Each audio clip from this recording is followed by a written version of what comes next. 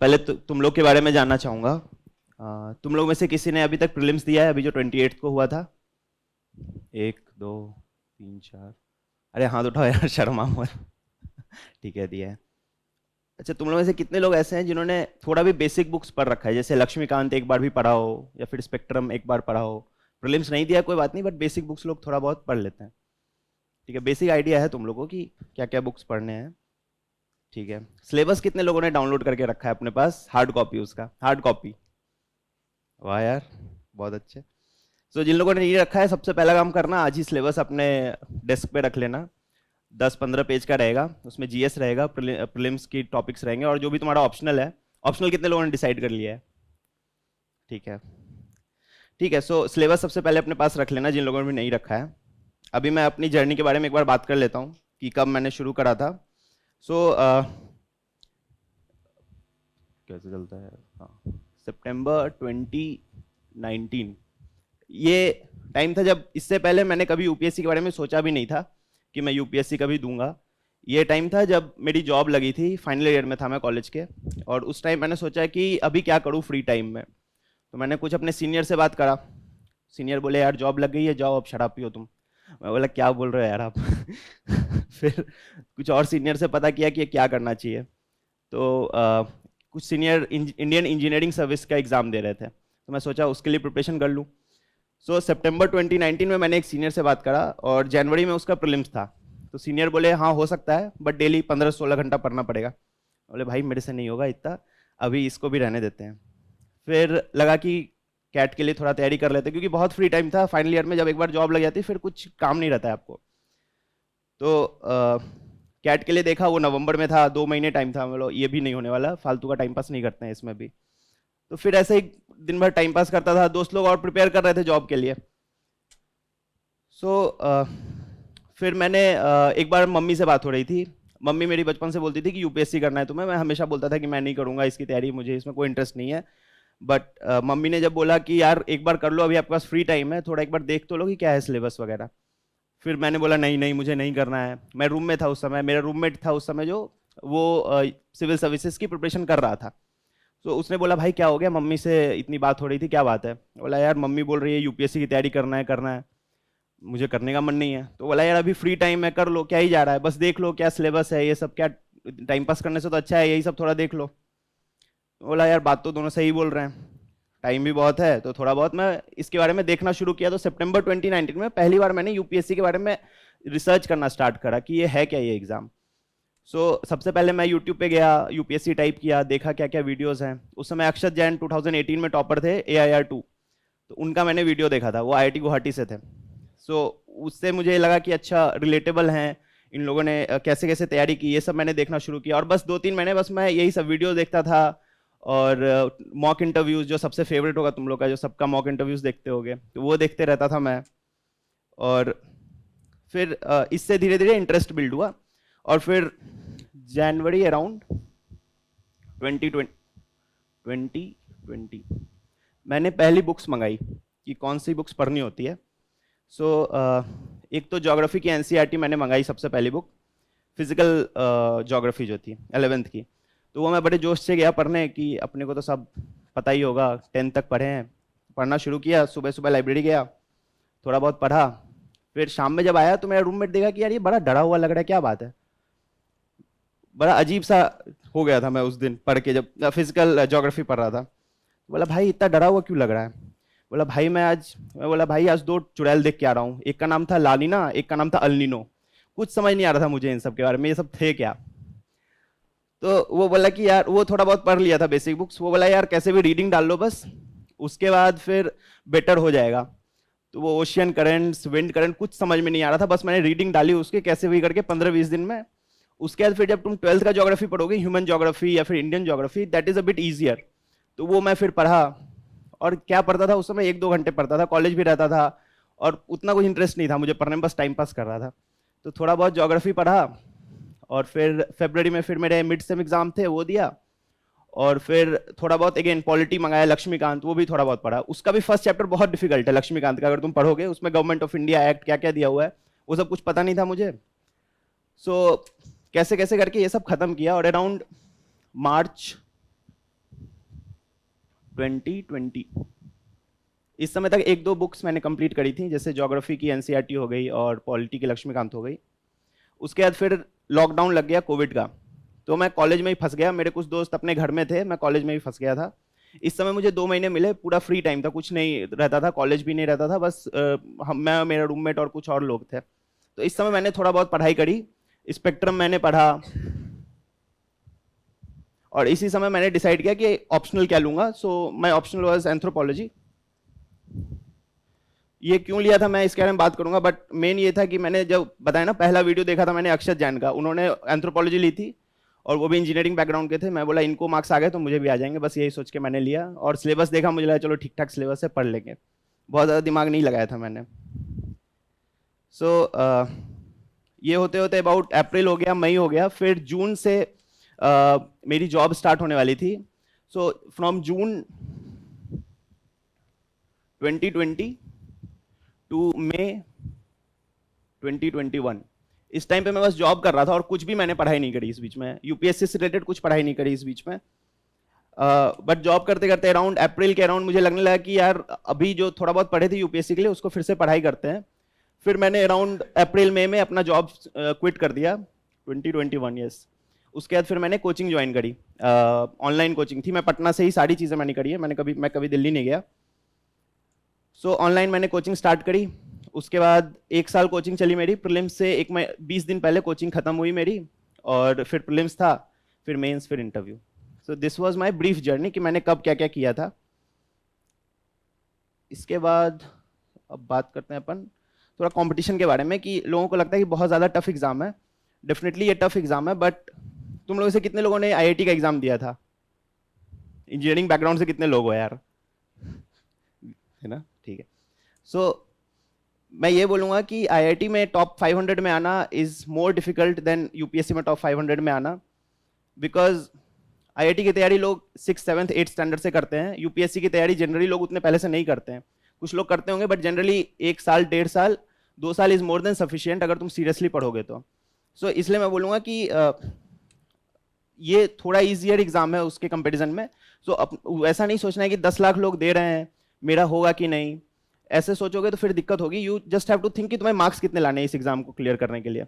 Generally the cut off is 960 general के लिए, कभी इससे कम होता है, जैसे 2020 में इट वाज 953, 2020 में it was 944, this year it's 960।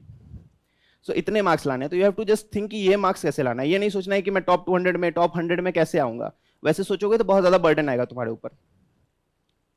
सो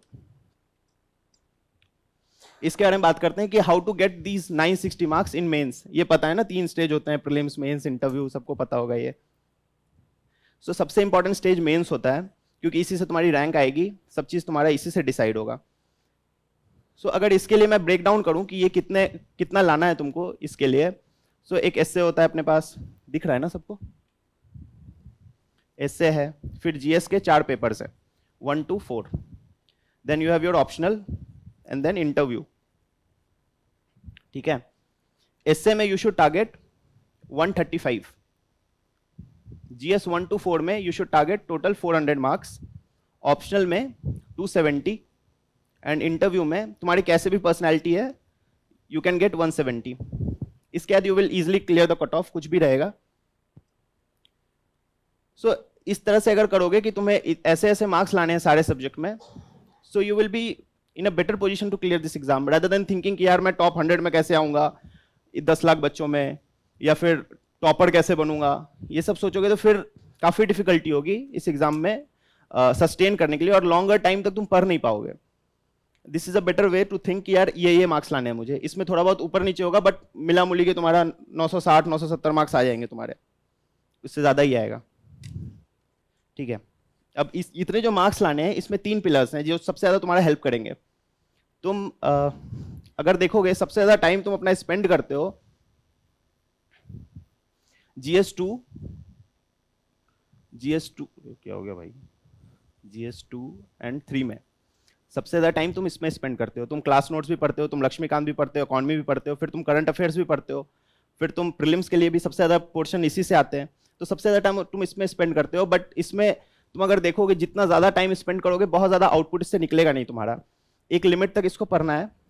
तुम्हारे जो सबसे 3 पिलर्स है जो तुमको इसमें बहुत अच्छे मार्क्स दिलाएंगे वो है एसए, GS4 मेंस की बात कर रहा हूँ मैं, GS4 और ऑप्शनल। क्योंकि इसमें तुम जितना ज्यादा एफर्ट डालोगे ना उतने ज्यादा मार्क्स आएंगे। GS2-3 में क्या है कि इस तरह का ग्राफ बनता है कि तुम ये एफर्ट है और ये मार्क्स, तुम एक लिमिट के बाद कितना भी एफर्ट डालोगे ना तो मार्क्स ज्यादा इंक्रीज नहीं होता है इसमें। सो इसमें एक लिमिट तक अपने को एफर्ट डालना है। प्रीलिम्स के लिए जब तुम प्रिपरेशन कर रहे हो तो ये ऑलरेडी प्रिपेयर्ड है तुम्हारा, उसके बाद तुमको बस थोड़ी आंसर राइटिंग करनी है इसमें और लिमिटेड टाइम देना है। प्रीलिम्स के बाद तुम्हारा सबसे ज्यादा फोकस GS4 में होना चाहिए, ऑप्शनल में और एसए में। इन तीनों को सबसे ज्यादा फोकस दोगे तो तुम्हारा कट ऑफ भी क्लियर होगा और ये रेंज से तुम्हारा मार्क्स बहुत ज्यादा आ जाएगा। So this should be your strategy. अभी मैं अलग अलग बात करूंगा इसमें एसए, GS4 ये सब में कैसे मार्क्स लाने हैं। अब एक बात करते हैं इंपॉर्टेंस ऑफ कोचिंग, कि कोचिंग का कितना इंपॉर्टेंस है। तुम लोगों में से कितने लोग कोचिंग लेने का सोच रहे हो GS या ऑप्शनल में? ठीक है, ले रहे हो। कोचिंग कर लियो, कितने लोगों ने की कर लिया है कोचिंग? ठीक है। देखो ये एग्जाम बिना कोचिंग के भी निकल सकता है और कोचिंग के साथ भी निकल सकता है। जब मैंने प्रिपरेशन स्टार्ट करी थी तो मैंने बहुत टॉपर्स को सुना था कि कोचिंग की कोई ज़रूरत नहीं है और बिना कोचिंग के ही कर लो, तो मैं भी इसी में था कि मैं बिना कोचिंग के ही करूँगा। बट मेरी दीदी ने बोला कि कर लो यार, क्या जा रहा है, टाइम टाइम वेस्ट नहीं होगा तुम्हारा। तो मैंने किया और कोचिंग से कोई नुकसान नहीं होता तुम्हें। और अगर तुम स्ट्रीमलाइन नहीं है तुम्हारी प्रिपरेशन कि कैसे क्लियर करना है एग्जाम, कौन से टॉपिक्स पढ़ने हैं, बिकॉज मैं इंजीनियरिंग बैकग्राउंड से आता हूँ तो मुझे आइडिया नहीं है इन चीज़ों का कि यार, मुझे जब मैं शुरू करा था मुझे ये भी नहीं पता था कॉन्स्टिट्यूशन क्या है, इज इट एक्चुअल बुक या फिर ये कोई आइडिया है बस जो फ्लोट कर रहा है। तो मुझे बिल्कुल आइडिया नहीं था इन चीज़ों का। सो मेरे लिए कोचिंग वॉज इंपॉर्टेंट और मैंने बस कोचिंग नोट्स पे ही रिलाई करा है। जब मैं तुम्हें बताऊंगा कि मैं GS1 2 3 4 में क्या क्या सोर्सेस यूज़ करें, यू विल रियलाइज कि coaching notes were most important pillar of my preparation. सबसे ज़्यादा मैंने इन्हीं पे रिलाई करा है। So if you can take, if you can afford, you should take. If you cannot, again you can clear this exam without coaching as well. अब coaching का सबसे बेस्ट यूज कैसे कर सकते हो, जो लोग कर रहे हैं कोचिंग या फिर करने का सोच रहे हैं, तो तुम्हारी एक बेसिक बुक्स की लिस्ट है तुम्हारे पास, लक्ष्मीकांत, स्पेक्ट्रम, ये सब जब तुम एक बार पढ़ लो, इनके नोट्स बनाने की जरूरत नहीं है। जब तुमको इनको एक बार पढ़ लोगे तो यू विल रियलाइज कि कौन कौन सी टॉपिक्स हैं, क्या क्या टॉपिक्स पढ़ाई करनी है। बट एक बार जब कोचिंग शुरू करोगे ना तो फिर कोचिंग के ही नोट्स बस तुम्हें पढ़ने हैं। कोचिंग के नोट्स को एकदम अच्छे से बनाना और बस उन्हीं को रिवाइज करना। अगर कोई टॉपिक सर क्लास में छोड़ दे रहे हैं और तुम देख रहे हो प्रीवियस ईयर क्वेश्चन में टॉपिक आ रहा है तो ही बुक्स पढ़ना फिर से, अदरवाइज बुक्स ज़्यादा मत पढ़ना। जितने कम सोर्सेस रखोगे, लोग बोलते हैं कम सोर्स पढ़ना, हाँ अभी तुम कॉलेज के सेकेंड ईयर में हो, कितने 3 साल का कोर्स है, 5 4 साल का, 3 साल का, तो अभी ये बोल रहा है कि कोचिंग सेकंड ईयर में ज्वाइन करना चाहिए कि नहीं। अभी करने की जरूरत नहीं है तुम्हें, ग्रेजुएट हो जाओ, अच्छे से पढ़ लो कॉलेज, एंजॉय कर लो कॉलेज, फिर करना ये सब। तुम यहाँ क्यों बैठे हो यार अभी? चलो ठीक है। सो अगर कोचिंग कर सकते हो तो करना, उसके अलावा भी हो सकता है। सो बस कि यार मैं हमेशा अपने कोचिंग नोट्स पे ही रिलाई करता था और उसको ही पढ़ना, और ज्यादा सोर्सेस पे घुसने की जरूरत नहीं है, नहीं तो बाद में तुम्हें रियलाइज होगा प्रीलिम्स के 10 दिन पहले कि तुमने कितना मटेरियल इकट्ठा कर लिया और तुमसे पढ़ाई ही नहीं होगा वो चीजें, और मेंस के पहले भी ये होगा। अभी तुम्हें लगेगा कि और ज्यादा पढ़ लूँ, और ज्यादा पढ़ लूँ, थोड़े बुक्स भी पढ़ लूँ। मैं जैसे जब मैंने एक बार रीडिंग डाल ली लक्ष्मीकांत की, जैसे मैंने टाइम बताया कि जनवरी के अराउंड मैंने थोड़ा बहुत पढ़ा था, उसके बाद फिर मैंने ज्यादा लक्ष्मीकांत देखा नहीं, बस मैं कोचिंग के नोट्स पढ़ता था, और उसी को जितनी बार रिवाइज करोगे उतना फायदा होगा। और ये मत सोचना कि कौन सी कोचिंग ज्यादा अच्छी है, फोरम ज्यादा अच्छा है, या विजन ज्यादा अच्छा है, या वाजीराम ज्यादा अच्छा है। तुम जिस कोचिंग में हो उसी कोचिंग में अच्छे से करो। हर कोचिंग एक ही चीज पढ़ा रही है, बहुत ज्यादा डिफरेंस नहीं है, क्योंकि इतना कंपटीशन है, सब कोचिंग एक ही तरह की चीज पढ़ा रही है। बस नोट्स अच्छे से बनाओ और उसी को याद करो। और उसके बाद फिर obviously you need some value addition, उसके बारे में मैं बताऊंगा कि कैसे वैल्यू एडिशन करना है इन योर मेंस आंसर्स, और प्रीलिम्स में भी और क्या बेटर कर सकते हैं इससे। बट नोट्स इतने ही होने चाहिए तुम्हारे। अब एक और डायलेमा जो आता है, स्पेशली सिंस हम लोग पटना में है, तो पटना में प्रिपरेशन पॉसिबल है या फिर दिल्ली जाना नेसेसरी है। अगर ये 5 साल पहले मैं तुम्हें तुम मुझसे ये पूछते कि दिल्ली जाना नेसेसरी है, तो I would have said you कि यार हाँ दिल्ली चले जाओ। बट अभी जब से कोविड स्टार्ट हुआ है तब से हर चीज ऑनलाइन हो गई है, and you can take best use of that, और तुम हर चीज पटना से कर सकते हो। कुछ भी करने की तुम्हें दिल्ली जाने की जरूरत नहीं है, बस इंटरव्यू देने जाना फाइनली, उसके अलावा कभी तुम्हें दिल्ली जाने की जरूरत नहीं है। सो ये डायलेमा में मत रहना कि यार मैं पटना में हूँ, दिल्ली वाले ज़्यादा अच्छा पढ़ रहे हैं। जैसे तुम यहाँ फोरम में हो तो फोरम में दिल्ली वाले ही टीचर आके पढ़ाते हैं तुम लोगों को। सो इस डायलेमा में बिल्कुल मत रहना। और ऐसा कुछ भी नहीं हो रहा है दिल्ली में एक्स्ट्रा जो यहाँ पे नहीं होता है। यहाँ पे टेस्ट सीरीज भी सारी तुम्हें मिलेंगी। जैसे जब मैं था तो फोरम में मैं टेस्ट देता था, तो सेंटर पे भी जाके तुम दे सकते हो। So Patna is more than sufficient for you ज़्यादा। और यहाँ पे तुम शायद मोस्ट ऑफ यू तुम अपने घर में रहते होगे यहाँ पे। सो घर का एक बहुत अच्छा इन्वायरमेंट होता है। और rather then going to Delhi जहाँ पे तुम एक छोटे से माचिस की डिब्बी इतना रूम रहता है, उसमें माचिस की तिल्ली इतने लोग रहते हैं। सो वैसे रहता है, तो इसीलिए दिल्ली जाने की उतनी ज़रूरत नहीं है if you are fine in at your home itself. तो ये हो गया। अब एक बहुत ही बेसिक क्वेश्चन आता है कि कितने घंटे पढ़ना होता है। सबको डाउट होगा ये कितने घंटे पढ़ना होता है।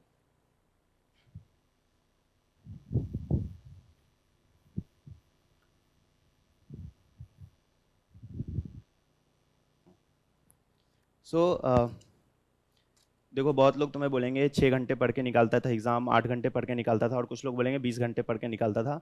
तो दोनों की बातें झूठी हैं। तुम्हें 10 से 12 घंटे पढ़ने एक साल लगातार, और ब्रेक नहीं लेना है तुम्हें कि 5 दिन के लिए ट्रिप पे चले गए, बहुत पढ़ के थक गए हैं। तो 10 से 12 घंटे डेली पढ़ना है। मैं बोलूँगा 12 घंटे पढ़ो। और 12 घंटों में एज इन अगर तुम कोचिंग कर रहे हो तो कोचिंग का टाइम भी इंक्लूडेड है। ऐसा नहीं कि 12 घंटे सेल्फ स्टडी कर रहे हैं फिर 6 घंटे कोचिंग कर रहे हैं, ऐसा नहीं है। जैसे 5 घंटे कोचिंग है तो 7 घंटे 6 घंटे सेल्फ स्टडी करना है तुम्हें, नहीं तो सिलेबस कंप्लीट नहीं होगा तुम्हारा और बाद में रियलाइज होगा कि बहुत सारा बैकलॉग्स है। सो मिनिमम 12 घंटे तुम्हें पढ़ना है। और एक और चीज़, जैसे जब प्रीलिम्स आने वाला होगा तुम्हारा, उसके या मेंस या फिर कोई भी स्टेज ऑफ एग्जाम, उसके 1 महीने पहले तुम्हें सारे जो भी चीज़ें तुम्हें इंटरेस्टिंग लगती है ना, वो तुम्हें थोड़ा कट ऑफ करना पड़ेगा। जैसे अगर तुम्हें मोबाइल चलाना बहुत अच्छा लगता है, मोबाइल में थोड़ा रिफ्रेशमेंट मिलता है कि थोड़ा यूट्यूब वीडियो देख लिए 5 मिनट, या फिर थोड़ा सोशल मीडिया चला लिए, 1 महीने पहले इन सबको कट ऑफ कर देना। जैसे जब मैं घर में था तो जब भी आधे घंटे का या ब्रेक मिलता था तो मैं टीवी देखता था फैमिली के साथ या फिर मोबाइल चला लेता था। बट 1 महीना बिफोर द एग्जाम हर चीज़ तुम्हें ये सब चीज़ें बंद करनी होंगी। No mobile. मैंने मोबाइल चेंज कर लिया था, तो पहले स्मार्टफोन था, उसके बाद फिर मैंने एक छोटा सा फ़ोन रख लिया था उस 1 डेढ़ महीने के लिए। और वही मेंस के पहले भी किया और इंटरव्यू के पहले भी किया। तो इससे क्या होगा, why I am saying this, क्योंकि तुम्हारा ब्रेन का, जैसे तुम्हारे मोबाइल का एक साइज होता है ना कि इतना जीबी, उसी तरह ब्रेन का भी एक साइज होता है।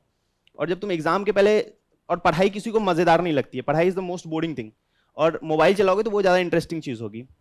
तो जब तुम 1 महीने बिफोर एग्जाम अगर तुम मोबाइल भी चला रहे हो तो ये कचरा भी जा रहा है तुम्हारे दिमाग में, और तुम पढ़ाई की चीज़ें भी डाल रहे हो। तो अगर दिमाग में स्पेस कम होगा तो वो कौन सी चीज़ निकालेगा, लेस इंटरेस्टिंग चीज़ या ज़्यादा इंटरेस्टिंग चीज़? ऑब्वियसली लेस इंटरेस्टिंग चीज़ वो निकाल देगा, विच इज़ पढ़ाई की चीज़ें। इसका मैं एग्जाम्पल देता हूँ तुम्हें। एक बार मैं फोरम में ही एसए का टेस्ट देने आ रहा था। रास्ते में मैं गाने सुनते हुए आ रहा था। शमशेरा फिल्म रिलीज हुई थी, उसका कोई गाना आ रहा था, तो वही मैं रास्ते में सुनते हुए आ रहा था। और जब मैं टेस्ट देने बैठा और मैं सोच रहा था कि कौन सा पॉइंट लिखना है, तो मुझे मेरे दिमाग में बस वही गाना आ रहा था। ऐसा ही होता है। तो अगर उसी से मुझे रियलाइज हुआ कि यार एग्जाम के पहले ये सब बंद कर दो, नहीं तो इंटरेस्टिंग चीज़ें ज़्यादा दिमाग में रहेंगी और पढ़ाई की चीज़ें कम दिमाग में रहेंगी, और उस टाइम तुम्हें बस पढ़ाई की चीज़ें दिमाग में रखनी है। So if you can do this, it is very helpful, that is why I am saying you. ये हो गया। आफ्टर दैट डेली रूटीन, ये भी बहुत लोग जानना चाहते हैं कब कैसे क्या पढ़ते थे। सो मैं अलग अलग टाइम अलग अलग रूटीन था, बट मेरा जब कोचिंग चल रहा था उस टाइम का रूटीन बताता हूँ।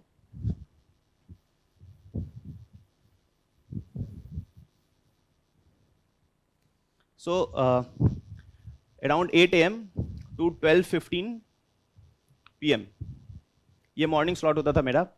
इसमें मैं आंसर राइटिंग करता था, न्यूज़पेपर पढ़ता था, करंट अफेयर्स पढ़ता था, और एक आध चीज़ था। इतनी चीज़ें इसमें करते थे। उसके बाद 12:30 से 2 बजे तक का ब्रेक रहता था मेरा, अप टू 2 PM। फिर 2 PM से 5 PM तक सेकेंड स्लॉट था। इसमें 2 चीज़ें होती थी। एक तो 2 से 4:30 तक मेरी जीएस की क्लास होती थी ऑनलाइन, ये मैं करता था। और उसके बाद 30 मिनट्स जो क्लास में पढ़ाई हुआ उसको रिवाइज करते थे, ये जीएस की क्लास थी। उसके बाद 5 से 5:30 तक अगेन ब्रेक रहता था मेरा आधे घंटे का। और फिर 5:30 से 8 इस समय ऑप्शनल की क्लास होती थी मेरी ऑनलाइन, ये भी। तो ये 2.5 घंटे इसमें क्लास होती थी। फिर 8 से 8:30 कभी कभी बीच में कुछ खाना वाना हो गया तो खा लिए नाश्ता। फिर 8:30 से 11:30 जो जीएस में पढ़ा था उसको देख लिया फिर से, या फिर ऑप्शनल में जो पढ़ा वो देख लिया। इतना ही करते करते 3 घंटे निकल जाते थे, क्योंकि टाइम लगता है इनको रिवाइज करने में। So this was my daily routine. और तुम लोगों में से किसी को ये ज़्यादा लग सकता है, किसी को कम, बट इतना बेयर मिनिमम है, इतना करना है तुम्हें। बट जब एक बार कोचिंग खत्म हो जाती है तो you get a lot of free time. जैसे ये वाला स्लॉट पूरा मेरा खाली हो गया था, सो फिर थोड़ा मैं कम कर दिया था, लाइक 5:30 को मैं 6 बजे बैठता था, फिर ये 6 बजे कर दिया था इसको। सो इसी तरह का मेरा रूटीन रहा था साल भर, चाहे वो प्रीलिम्स के पहले हो, मेंस के पहले हो, चाहे कोचिंग के टाइम हो। अराउंड 12 घंटे पढ़ना होता है अपने को। This is done. उसके बाद एक रिवीजन के बारे में बात कर लेते हैं, क्योंकि रिवीजन सबसे ज़्यादा इंपॉर्टेंट है इस एग्जाम में। तुम कितनी भी चीज़ें पढ़ लोगे और रिवाइज नहीं करोगे तो कुछ याद नहीं रहेगा। तो मैंने एक रिवीजन का शेड्यूल बना रखा था कि कैसे मैं रिवाइज करूँगा। जैसे आज अगर मेरी जीएस की मान के चलो ज्योग्राफी की क्लास है, ठीक है, सो आज तो मैं रात में इसको पढ़ूंगा एक बार, जो क्लास में पढ़ाई हुआ उसको रात में एक बार रिवाइज करूंगा। दूसरी बार इसको मैं संडे को रिवाइज करता था। तीसरी बार इसको रिवाइज करते थे नेक्स्ट जब ज्योग्राफी की क्लास होगी ना। जनरली हम लोग का डेली जैसे एक बार ज्योग्राफी हो गया, फिर अगले ही दिन ज्योग्राफी नहीं होता था, जनरली 15 दिन बाद या 10 दिन बाद होता था। तो उस 10वें दिन मैं क्लास में जाने से पहले लास्ट क्लास में क्या हुआ था वो रिवाइज करता था।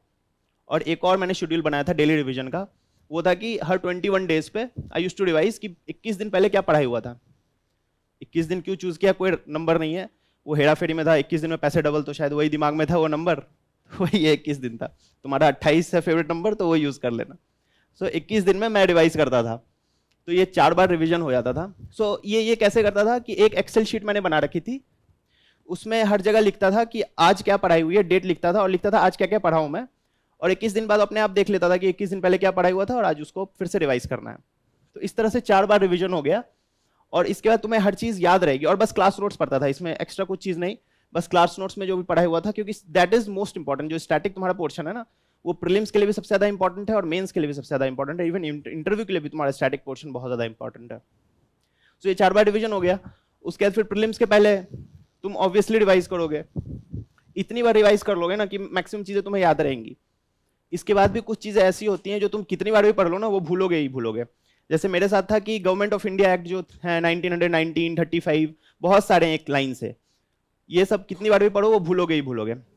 तो इन सबको मैं एक जगह नोट कर लेता था कि जो भी इस तरह के टॉपिक्स हैं, जैसे रिट पिटिशन जो होते हैं, हेबियस कॉर्पस, ये सब सुना होगा ना तुमने।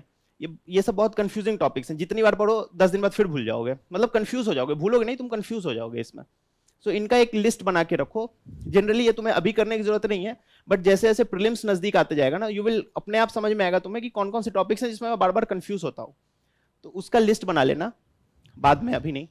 तो वो मेरे पास एक लिस्ट था इन टॉपिक्स का कि ये टॉपिक्स मैं बार बार भूलता हूँ, और इन टॉपिक्स को मैं एग्जाम के 2 दिन पहले याद करके जाता था कि भाई बहुत और कुछ याद करूँ ना करूँ, इनको रट के जाना है, क्योंकि ये मैं बार बार भूलता हूँ, 10 दिन के अंदर भूल जाता हूँ इसको। बाकी चीजें 1 महीने भी याद रहेंगी मुझे। सो ये रिविजन का था। अब एक और जो सबसे इंपॉर्टेंट चीज है वो आंसर राइटिंग, कब से करनी होती है, कितना करना होता है। मैंने पहला जो आंसर अपना लिखा था वो था जून 1, 2021, मतलब 1 साल बिफोर प्रीलिम्स पहला आंसर लिखा था। बहुत खराब आंसर था, बट इस समय लिखा था मैंने आंसर। और किस तरह से अपन आंसर लिखते थे उसके बारे में बात करते हैं। तो पहले जब मैंने स्टार्ट किया इस समय कुछ पता नहीं था, क्योंकि कोचिंग मेरी स्टार्ट हुई थी जुलाई में। इस समय बहुत ज्यादा आइडिया नहीं था कि कौन से सब्जेक्ट में क्या हो रहा है। तो अगेन मैंने अक्षत जैन सर को ये देखा था कि वो क्या करते थे कि बहुत सारे ऑनलाइन प्लेटफॉर्म्स हैं, लाइक इनसाइट्स का प्लेटफॉर्म है, उस पर वो लोग डेली क्वेश्चंस देते हैं मेंस के, ठीक है। और वो क्वेश्चंस होते हैं जो करंट अफेयर्स हुआ है, कोई भी हिंदू का या फिर हिंदुस्तान टाइम्स का, वो लिंक दे देंगे और वो क्वेश्चन दे देंगे उससे रिलेटेड। तो मैं वो लिंक पे जाता था, वो एडिटोरियल पढ़ता था और फिर वो उस क्वेश्चन को खुद से सॉल्व करने की कोशिश करता था और फिर मैच कराता था। जो भी लोग कमेंट्स में फिर अपना आंसर पोस्ट करते हैं कि यार मैंने ऐसा लिखा है, मैं अपना पोस्ट नहीं करता था, बट मैं उनका देखता था कि वो लोग कैसे लिखते हैं। तो ये मैंने ज्यादा दिन नहीं किया था ये प्रैक्टिस, ये 1 महीने 1.5 महीने किया था मैं। तो इससे एक बेसिक आइडिया लग गया था यार कितना लिखना है। उसके बाद जो सेकेंड तरह से मैंने आंसर राइटिंग शुरू करी, वो 1.5 महीने के बाद मैं क्या करता था, PYQs मैं सॉल्व करने लगता था। डेली एक ही करता था, एक क्वेश्चन डेली बस। सुबह जो बैठते थे आधा घंटा लगता था मुझे पढ़ने में, फिर उसका क्वेश्चन सॉल्व करने में। सो PYQs में क्या करता था मैं, I started with art and culture. सबसे पहला टॉपिक वही है अपना। सो कुछ पता नहीं था इसके बारे में, कुछ क्या टॉपिक है ये, बट सोर्सेस पता थे कि कौन सा ये, इसके लिए कौन सी बुक्स पढ़। हाँ हाँ हाँ हाँ हाँ।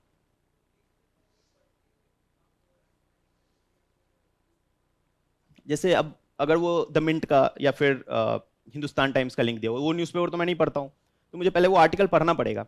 सो मैं वो आर्टिकल पढ़ता था, फिर उस आर्टिकल का जो बेसिक पॉइंट्स है वो मैं पॉइंट्स एक जगह लिख लेता था, फिर नेक्स्ट डे वो क्वेश्चन बनाता था, क्योंकि आज तो मैंने पढ़ रखा है तो एकदम फ्रेश है मेरे माइंड में, तो नेक्स्ट डे उसको सॉल्व करता था ताकि उससे याद भी हो जाए कि यार क्या पढ़ा था लास्ट डे।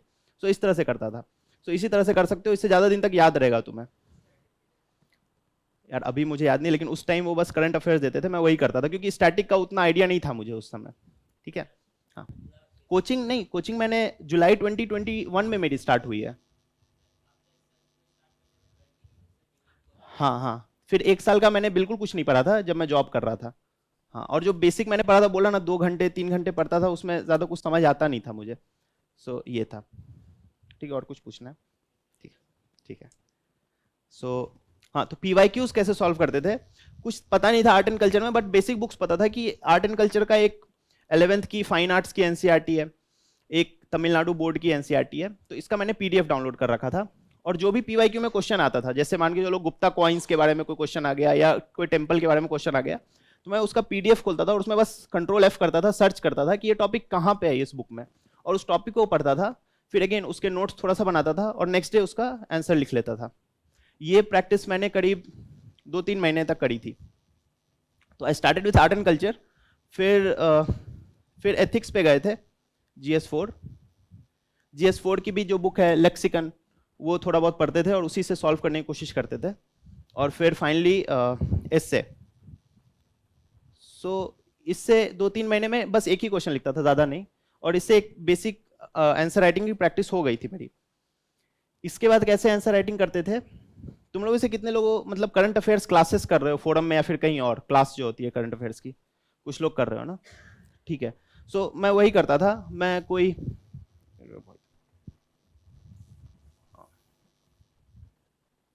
मैंने पहले शुरू करा था मंथली मैगजीन, बट जनरली मुझे रीड करने में उतना इंटरेस्ट नहीं लगता है, तो मैंने सोचा कि मैं क्लासेस ही करूंगा, और फ्रीली अवेलेबल था उस समय, तो वही क्लासेस में करता था, और उसी में सर डेली एक क्वेश्चन दे देते थे, सो वही मैं सॉल्व करता था। तो जनरली दिपिन दामोदरन सर वही थे, तो उन्हीं का मैं क्लास करता था, और वो फोरम में भी पढ़ाते हैं, सो उसी से मैंने डेली आंसर राइटिंग करी थी। और बिफोर प्रीलिम्स कम से कम मैंने 250 आंसर्स लिखे थे। क्या है भाई, इसमें एससे भी इंक्लूडेड है, जीएस जो पीवाईक्यूज हैं, और जो क्लासेस में होते थे, अराउंड इतने क्वेश्चंस मैंने लिख लिए थे, अराउंड 1 कभी 2 ऐसे करके मैं लिखता था इसमें डेली। सो अभी तुम्हारे पास टाइम है, अगर तुम नेक्स्ट अटेम्प्ट देना चाह रहे हो तो तुम भी अभी से स्टार्ट कर सकते हो लिखना, ये नहीं सोचना है कि मेरा स्टार्टिंग कंप्लीट होगा तो ही मैं लिखना स्टार्ट करूंगा। ये आंसर राइटिंग के बारे में था, और फिर प्रीलिम्स के बाद भी मैंने आंसर राइटिंग करा था, उसके बारे में बात करेंगे थोड़ी देर में, बट प्रीलिम्स के पहले ऐसे आंसर राइटिंग मैंने करी थी। उसके बाद न्यूज़पेपर के बारे में बात करते हैं कि न्यूज़पेपर कैसे पढ़ना है।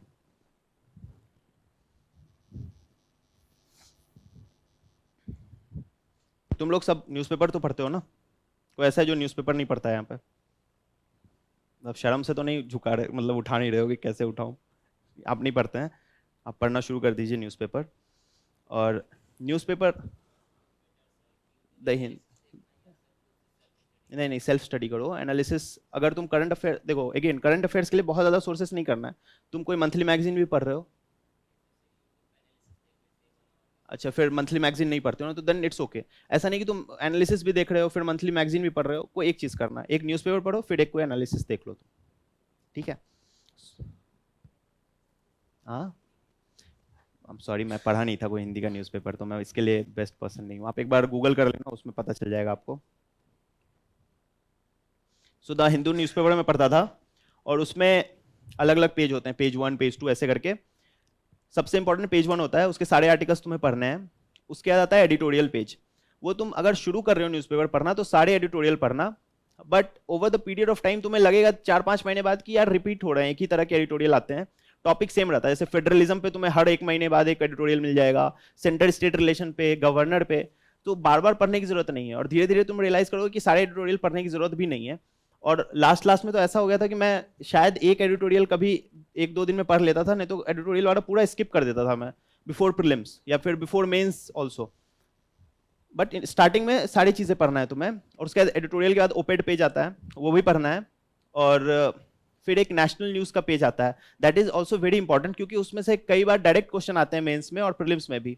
लोग जनरली उसको उतने ध्यान से नहीं पढ़ते हैं, जो नेशनल न्यूज़ रहता है just after op-ed and editorial. उसमें जैसे 2021 में एक एयर पॉल्यूशन पे क्वेश्चन आया था, WHO का क्या है एयर पॉल्यूशन पे न्यू नॉर्म्स, वो डायरेक्टली वहां से आया था अपने हिंदू से। सो इस तरह से तुम्हें पढ़ना है अभी, और धीरे धीरे रियलाइज होगा कि तुम खुद ब खुद एफिशिएंट हो गए हो। इनिशियली तुम्हें 1.5 से 2 घंटे लग सकते हैं न्यूज़पेपर पढ़ने में, बट डरना नहीं है इससे। अभी जो तुम एफर्ट डालोगे ना, ये बाद में यही तुम्हारा टाइम रिड्यूस करेगा न्यूज़पेपर पढ़ने का। और लास्ट लास्ट में ऐसा हो जाएगा कि तुम 15-20 मिनट में न्यूज़पेपर कंप्लीट कर लोगे, और उससे ज्यादा टाइम भी नहीं लगेगा तुम्हें न्यूज़पेपर पढ़ने में। बट अभी वो टाइम दो न्यूज़पेपर को, क्योंकि अभी तुम्हारे पास बहुत टाइम है। मैंने साल भर में मैक्सिमम 1 पढ़ा होगा या 2 पढ़ा होगा, वो ज्यादा इंपॉर्टेंट नहीं लगता था। हाँ, न्यूज़पेपर से जो इंपॉर्टेंट चीज़ें हैं उसके नोट्स बनाना है तुम्हें। अब वो चाहे तुम हार्ड कॉपी में लिख के बनाओ, मैं ऑनलाइन एवर नोट पे बनाता था। इसलिए बनाता था क्योंकि ऑनलाइन ही मैं न्यूज़पेपर पढ़ता था, और फिर उसको कॉपी पेस्ट करके बस डाल देता था एवर नोट पे, नहीं तो लिखने में टाइम जाता है अपना। सो न्यूज़पेपर का नोट्स बनाना है। हाँ, तो वीकली बनाओगे क्या? एक हफ्ते में एक बार?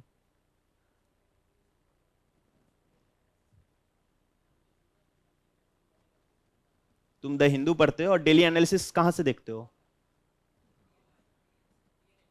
अच्छा, नहीं नहीं, फिर करने की जरूरत नहीं है। अगर तुम कोई एक चीज, एक तो न्यूज़पेपर पढ़ना है तुम्हें, और एक कोई एक और चीज करनी है, वो एक चीज क्या हो सकती है? चाहे वो तुम डेली एनालिसिस देख रहे हो, या फिर तुम कोई मंथली मैगजीन कर रहे हो, या तो तुम कोई करंट अफेयर्स क्लास कर रहे हो। इन तीनों में से कोई एक चीज करना है, तीनों नहीं करना है। जो मैंने शुरू में भी बोला था ना, GS2 GS3 में बहुत ज्यादा टाइम स्पेंड होता है हम लोग का। इसलिए अगर तुम 2-3 चीज करने लगोगे इसमें तो बहुत टाइम जाएगा, फिर बाकी चीजों में टाइम तुम्हारा कॉम्प्रोमाइज हो जाएगा। तो कोई एक चीज करना है इसमें से। अब बट वो ये अगर एनालिसिस देख रहे हो तो वो ढंग का होना चाहिए। अगर अच्छा है तो ही देखना, मैं नहीं जानता हूँ जिससे देख रहे हो तुम। हाँ ठीक है, तो फिर उसको देखो। हाँ, 2 घंटा लग जाता है। हाँ, शुरू में लगेगा। जैसे मैंने जब शुरू में न्यूज़पेपर पढ़ता था मैं, तो मुझे भी 2 घंटे लगते थे। मैं शाम 6 बजे बैठता था, 8 बजे जाता था मुझे, तो उतना टाइम लगता है उसमें शुरू में। सो न्यूज़पेपर का डन है। अब एस्से, अब थोड़ा मेंस के टॉपिक पे चलते हैं कि एस्से कैसे लिखना है और बाकी चीजें कैसे करनी होती है। सो एस्से के लिए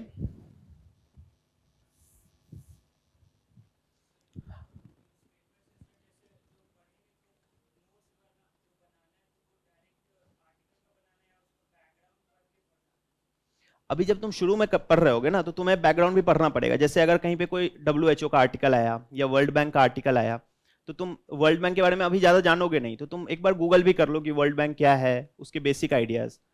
और और ज्यादा नहीं भी करोगे ना तो भी इट्स फाइन, क्योंकि तुम्हें कोचिंग में ये चीज पढ़ाई होगी। मुझे ये चीज नहीं पता थी, तो मैं बैकग्राउंड करता था उनका, बट बाद में रियलाइज होगी कोचिंग में वो चीज वैसे पढ़ाई होती है। अगर कोचिंग नहीं कर रहे हो तो तुम्हें देखना चाहिए बैकग्राउंड, ठीक है?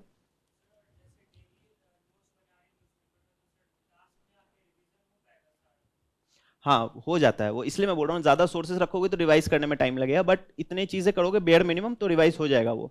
और प्रीलिम्स में क्या होता है ना, तुम्हें रटना नहीं होता है हर चीज। तुम्हें वहां पे ऑप्शंस रहेंगे, उससे दिमाग में आ जाएगा कि अच्छा ये तो नहीं था। एक मेमोरी टाइप की बन जाती है, पिक्टोग्राफिक मेमोरी। सो वैसा हो जाता है। तो उसमें ऐसा नहीं कि तुम्हें हर वर्ड याद होना चाहिए, रटा हुआ होना चाहिए। प्रीलिम्स में वो काम कर जाता है, फिर प्रीलिम्स और मेंस के बीच में तुम्हें इनफ टाइम मिलेगा फिर से याद करने के लिए, तो वो रिवाइज हो जाता है। ठीक है, एक second। हाँ, न्यूज़पेपर से देखो, तुम जब स्टार्ट करोगे ना तो शुरू के 2 महीने बहुत ज्यादा तुम्हारे नोट्स बनेंगे, बट क्योंकि तुम 2-2 घंटे दे रहे हो। बट मैंने क्या बोला कि जैसे जैसे तुम बढ़ते जाओगे तुम्हारा टाइम बहुत कम होता जाएगा न्यूज़पेपर पढ़ने का। तो शुरू में तुम्हारा 2 पेज का नोट्स बनेगा न्यूज़पेपर से, ठीक है, 2 पेज का। बट 2-3 महीने बाद रियलाइज करो कि ये आधे पेज में कन्वर्ट हो जा रहा है, ये आधे पेज का नोट्स बन रहा है, और 6 महीने बाद तुम 2 लाइन 3 लाइन का बस नोट्स रहेगा तुम्हारा। ठीक है, तो ये कंप्रेस होता जाता है, कम होता जाता है। तो लास्ट में ऑब्वियसली करंट अफेयर्स के नोट्स ज्यादा होते हैं, बट वो रिवाइज हो जाएंगे तुम्हारे। किसके साथ? न्यूज़पेपर के साथ मैगजीन भी करना है। कोई एक चीज करना है तुम्हें, या तो मैगजीन करो, या कोई करंट अफेयर्स का वीडियो देखते हो एनालिसिस का, या फिर कोई क्लास कर रहे हो करंट अफेयर्स का।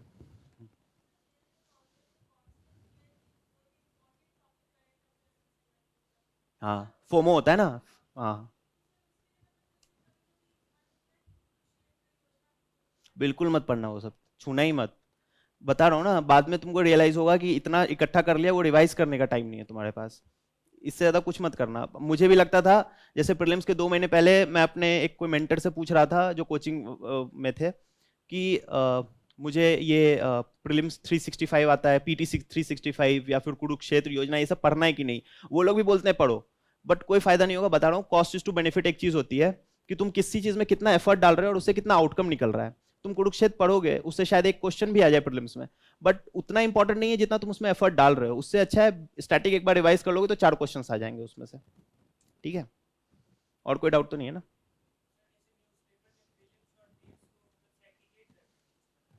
शुरू में तुम्हें उतना समझ नहीं आएगा कि सेग्रीगेट कैसे करना है, तो जो भी है सब लिख लो। धीरे धीरे तुम्हें आइडिया लगेगा जब तुम प्रीवियस ईयर क्वेश्चन देखोगे, अच्छा ये प्रीलिम्स से इंपॉर्टेंट है। और प्रीलिम्स के पहले मैं एक और चीज के बारे में बात करूंगा कि उससे उससे कैसे डील करना है, उसके बारे में बाद में बात करता हूँ मैं, ठीक है? सो एस्से के बारे में बात कर रहे थे।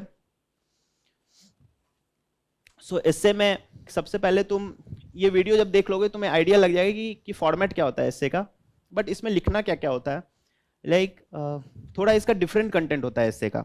जैसे जीएस में जो तुम चीजें पढ़ते हो वो डायरेक्टली यूज नहीं होती है एस्से में, और स्पेशली आजकल जो 2 साल से क्वेश्चन आ रहे हैं जैसे एस्से में, वो डायरेक्ट जीएस से यूज नहीं कर सकते हो तुम। बहुत कभी कभी वो एथिक्स टाइप का क्वेश्चन दे देता है, या फिर कभी कुछ डिफरेंट टाइप का क्वेश्चन रहता है। तो एस्से में जैसे तुमने कोई स्कीम पढ़ी, दैट इज इंपॉर्टेंट। कोई फैक्ट पढ़ा तुमने, जैसे कोई डेटा पढ़ा, वो भी इंपॉर्टेंट है। बट कुछ अलग चीजें भी लिखनी होती हैं, जैसे किसी का कोट है बहुत इंपॉर्टेंट, विवेकानंद ने कुछ बोला था, स्वामी विवेकानंद ने। या फिर तुमने कोई कभी कभी एंशंट हिस्ट्री की चीजें भी यूज हो जाएंगी तुम्हें, कि वेदास में ऐसा लिखा था।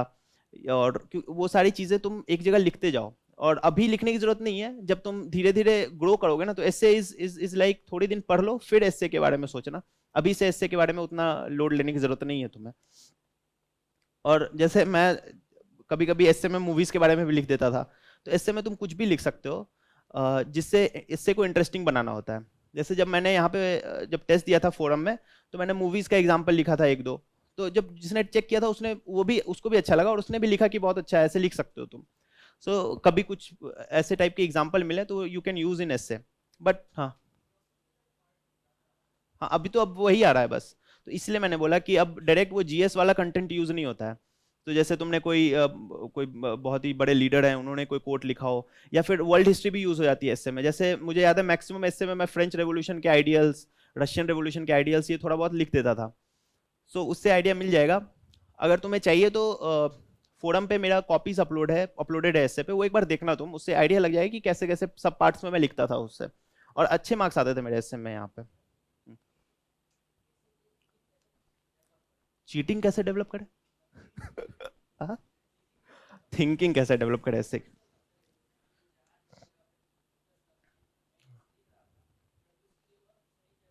हाँ,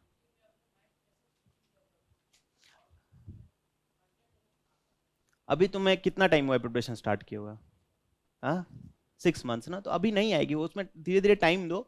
अपने आप वो समझ में आने लगेगा तुम्हें। जब तुम टॉपर कॉपीज देखोगे ना, सबसे अच्छा सोर्स है इसके लिए कि तुम विजन के साइट पे चले जाओ या फोरम के साइट पे चले जाओ, और पिछले साल जिनको भी जो भी अच्छे मार्क्स लाए हैं जिन लोगों ने, उनकी कॉपीज देखो इससे कि वो लोग कैसे लिखते थे। तो इससे बहुत अच्छा आइडिया लगेगा। जैसे एक एक टॉपर है 2017 या 18 के, या 18 का, आई डोंट रिमेम्बर, नाम है उनका विक्रम ग्रेवाल। ठीक है, इनके एसेस पढ़ना। बहुत बुरा लगेगा कि यार इतना अच्छा ऐसे कोई कैसे लिख सकता है, बट इससे आइडिया लगेगा तुम्हें कि कैसे लिखना होता है इससे। और ये बहुत हेल्प किया था मुझे कि वो बुक्स को कोट करते थे, तो डायरेक्टली इनका कंटेंट उठा लो जो भी ये लिखते थे, और वो मल्टीपल जगह यूज कर सकते हो तुम। तो एक बार इनके एसेस पढ़ना, या फिर लास्ट ईयर श्रुति शर्मा जो टॉपर थी उनके भी एसेस पढ़ सकते हो, उन्होंने भी बहुत अच्छे एसेस लिखे थे। सो इस तरह से जब टॉपर कॉपीज देखोगे ना, तुम्हें खुद ब खुद आइडियाज आने लगेंगे। और एक बार जब 15-20 एस्से प्रैक्टिस कर लोगे ना, फिर तुम्हें इस क्वेश्चन से डर नहीं लगेगा। तुम्हें ऐसा लगेगा कि एस्से क्या होता है ना, कि एस्से में एक एक लिमिटेड कंटेंट तुम्हें चाहिए। अगर वो लिमिटेड कंटेंट तुम्हें क्रिएट कर लिया ना, उसके कोई भी एस्से आएगा तुम उसमें यूज कर सकते हो उसको। इस तरह की चीज होती है। अभी तुम्हें ये चीज समझ नहीं आएगी, बट जब तुम प्रैक्टिस कर लोगे ना तुम्हें लगेगा कि यार वही 20-25 चीज मुझे रट के जानी है और वही चीज को घुमा फिरा के उस एस्से में फिट करना है तुम्हें। ठीक है, सो ये एस्से के बारे में हो गया। अब GS 1 2 3 4 में मेरे जो सोर्सेस थे उसके बारे में थोड़ा बात कर लेते हैं।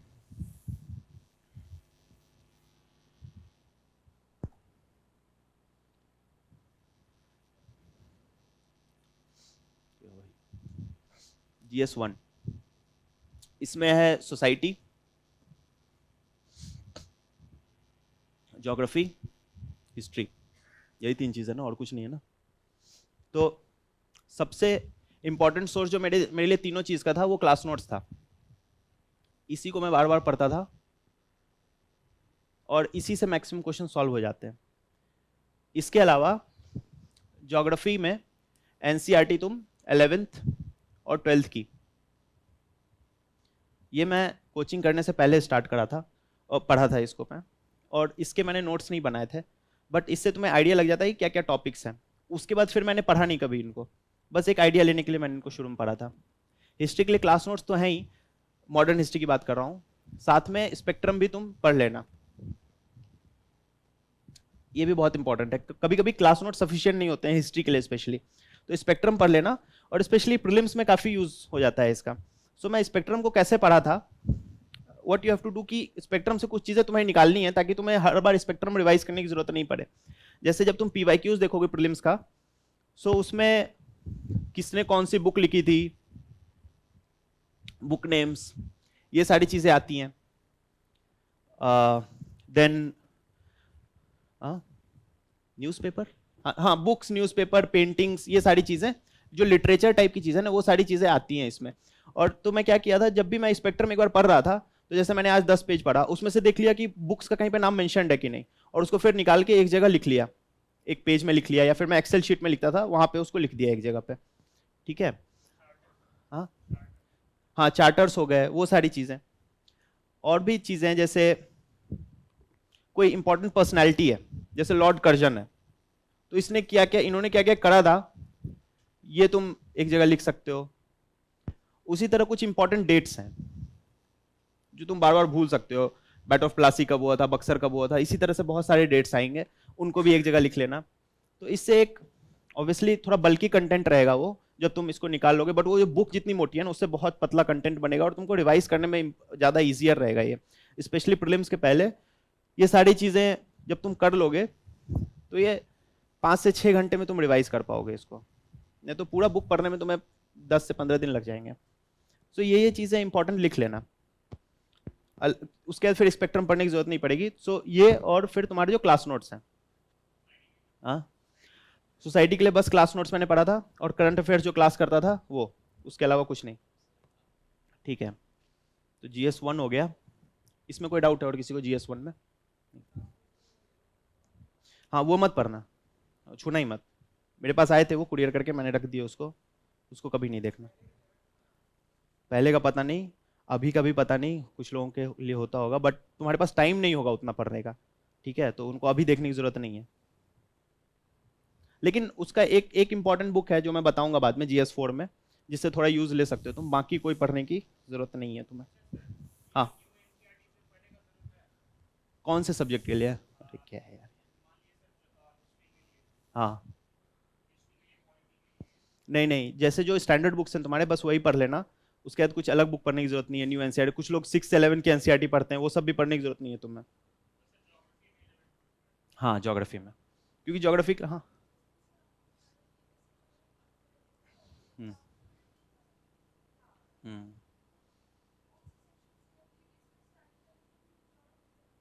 नहीं मिलेगा, नहीं मिलेगा।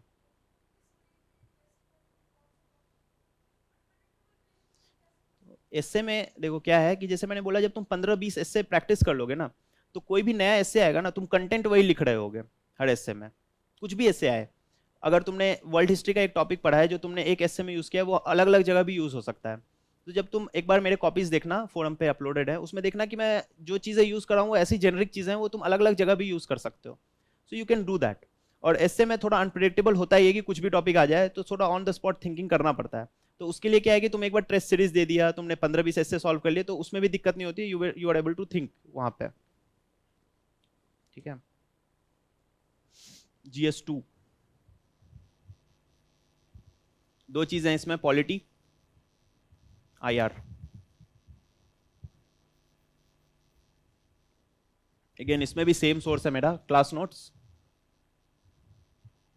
प्लस करंट अफेयर्स के क्लास जो मैं करता था।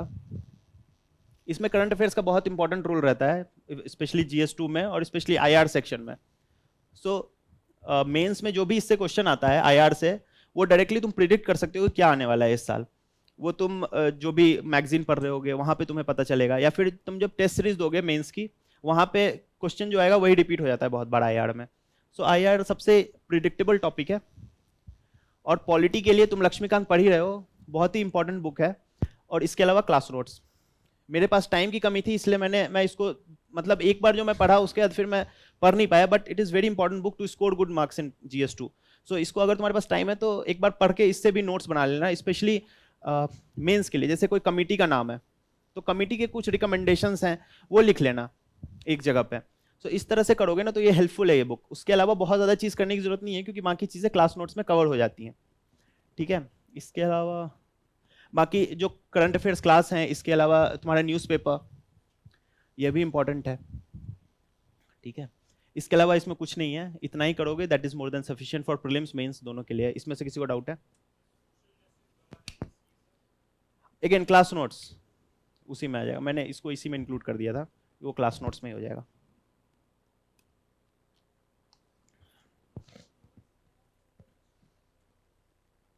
मैं बताऊंगा उस पर कि नोट्स जब बड़ा हो जाता है तो उस पर क्या करना होता है।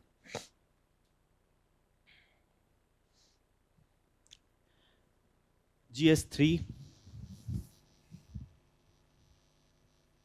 इसमें अपने पास इकोनॉमी, एग्रीकल्चर, इसमें सबसे ज्यादा बहुत ज्यादा टॉपिक्स हैं GS3 में, इसलिए सबसे ज्यादा टाइम लगता है इसको कवर करने में। इंटरनल सिक्योरिटी, और क्या है, साइंस एंड टेक, इन्वायरमेंट और डिजास्टर मैनेजमेंट,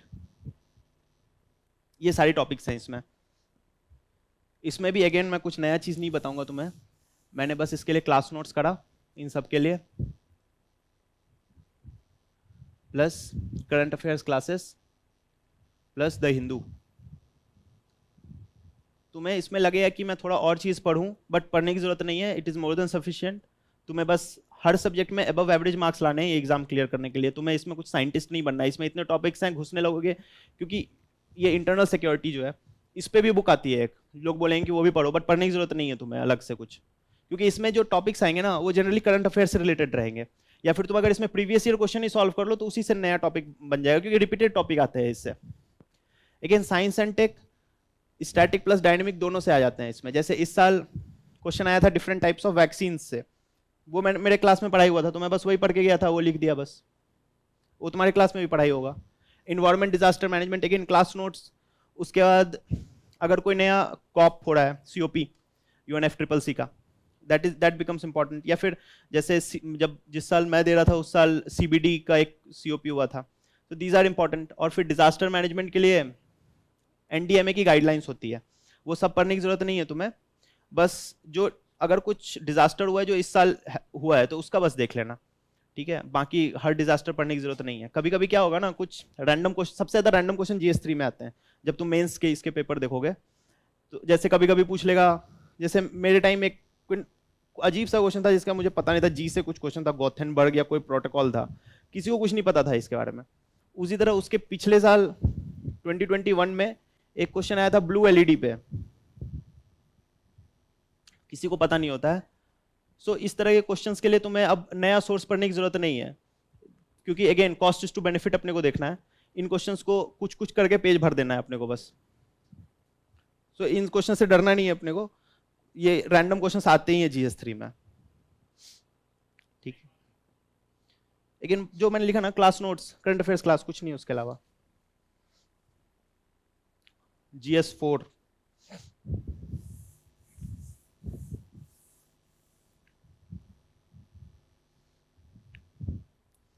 इसमें एक बुक भी आती है लेक्सिकन की, मैंने पढ़ा था बट मुझे उतनी अच्छी बुक लगी नहीं वो। सो अगर तुम पढ़ना चाहते हो तो पढ़ सकते हो बेसिक आइडिया के लिए, बट बहुत ज़्यादा हेल्पफुल है नहीं वो बुक। तो मैंने इसके लिए बस क्लास नोट्स, टॉपर कॉपीज,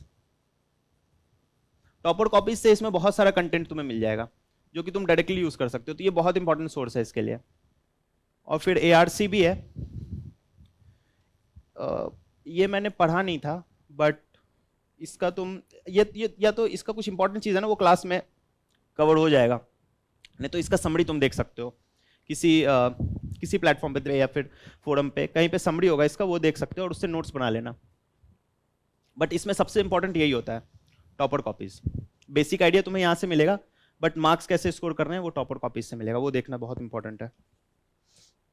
तो ये चारों GS हो गया। अब करंट अफेयर्स के बारे में बात करते हैं थोड़ा, कि करंट अफेयर्स कैसे करता था मैं।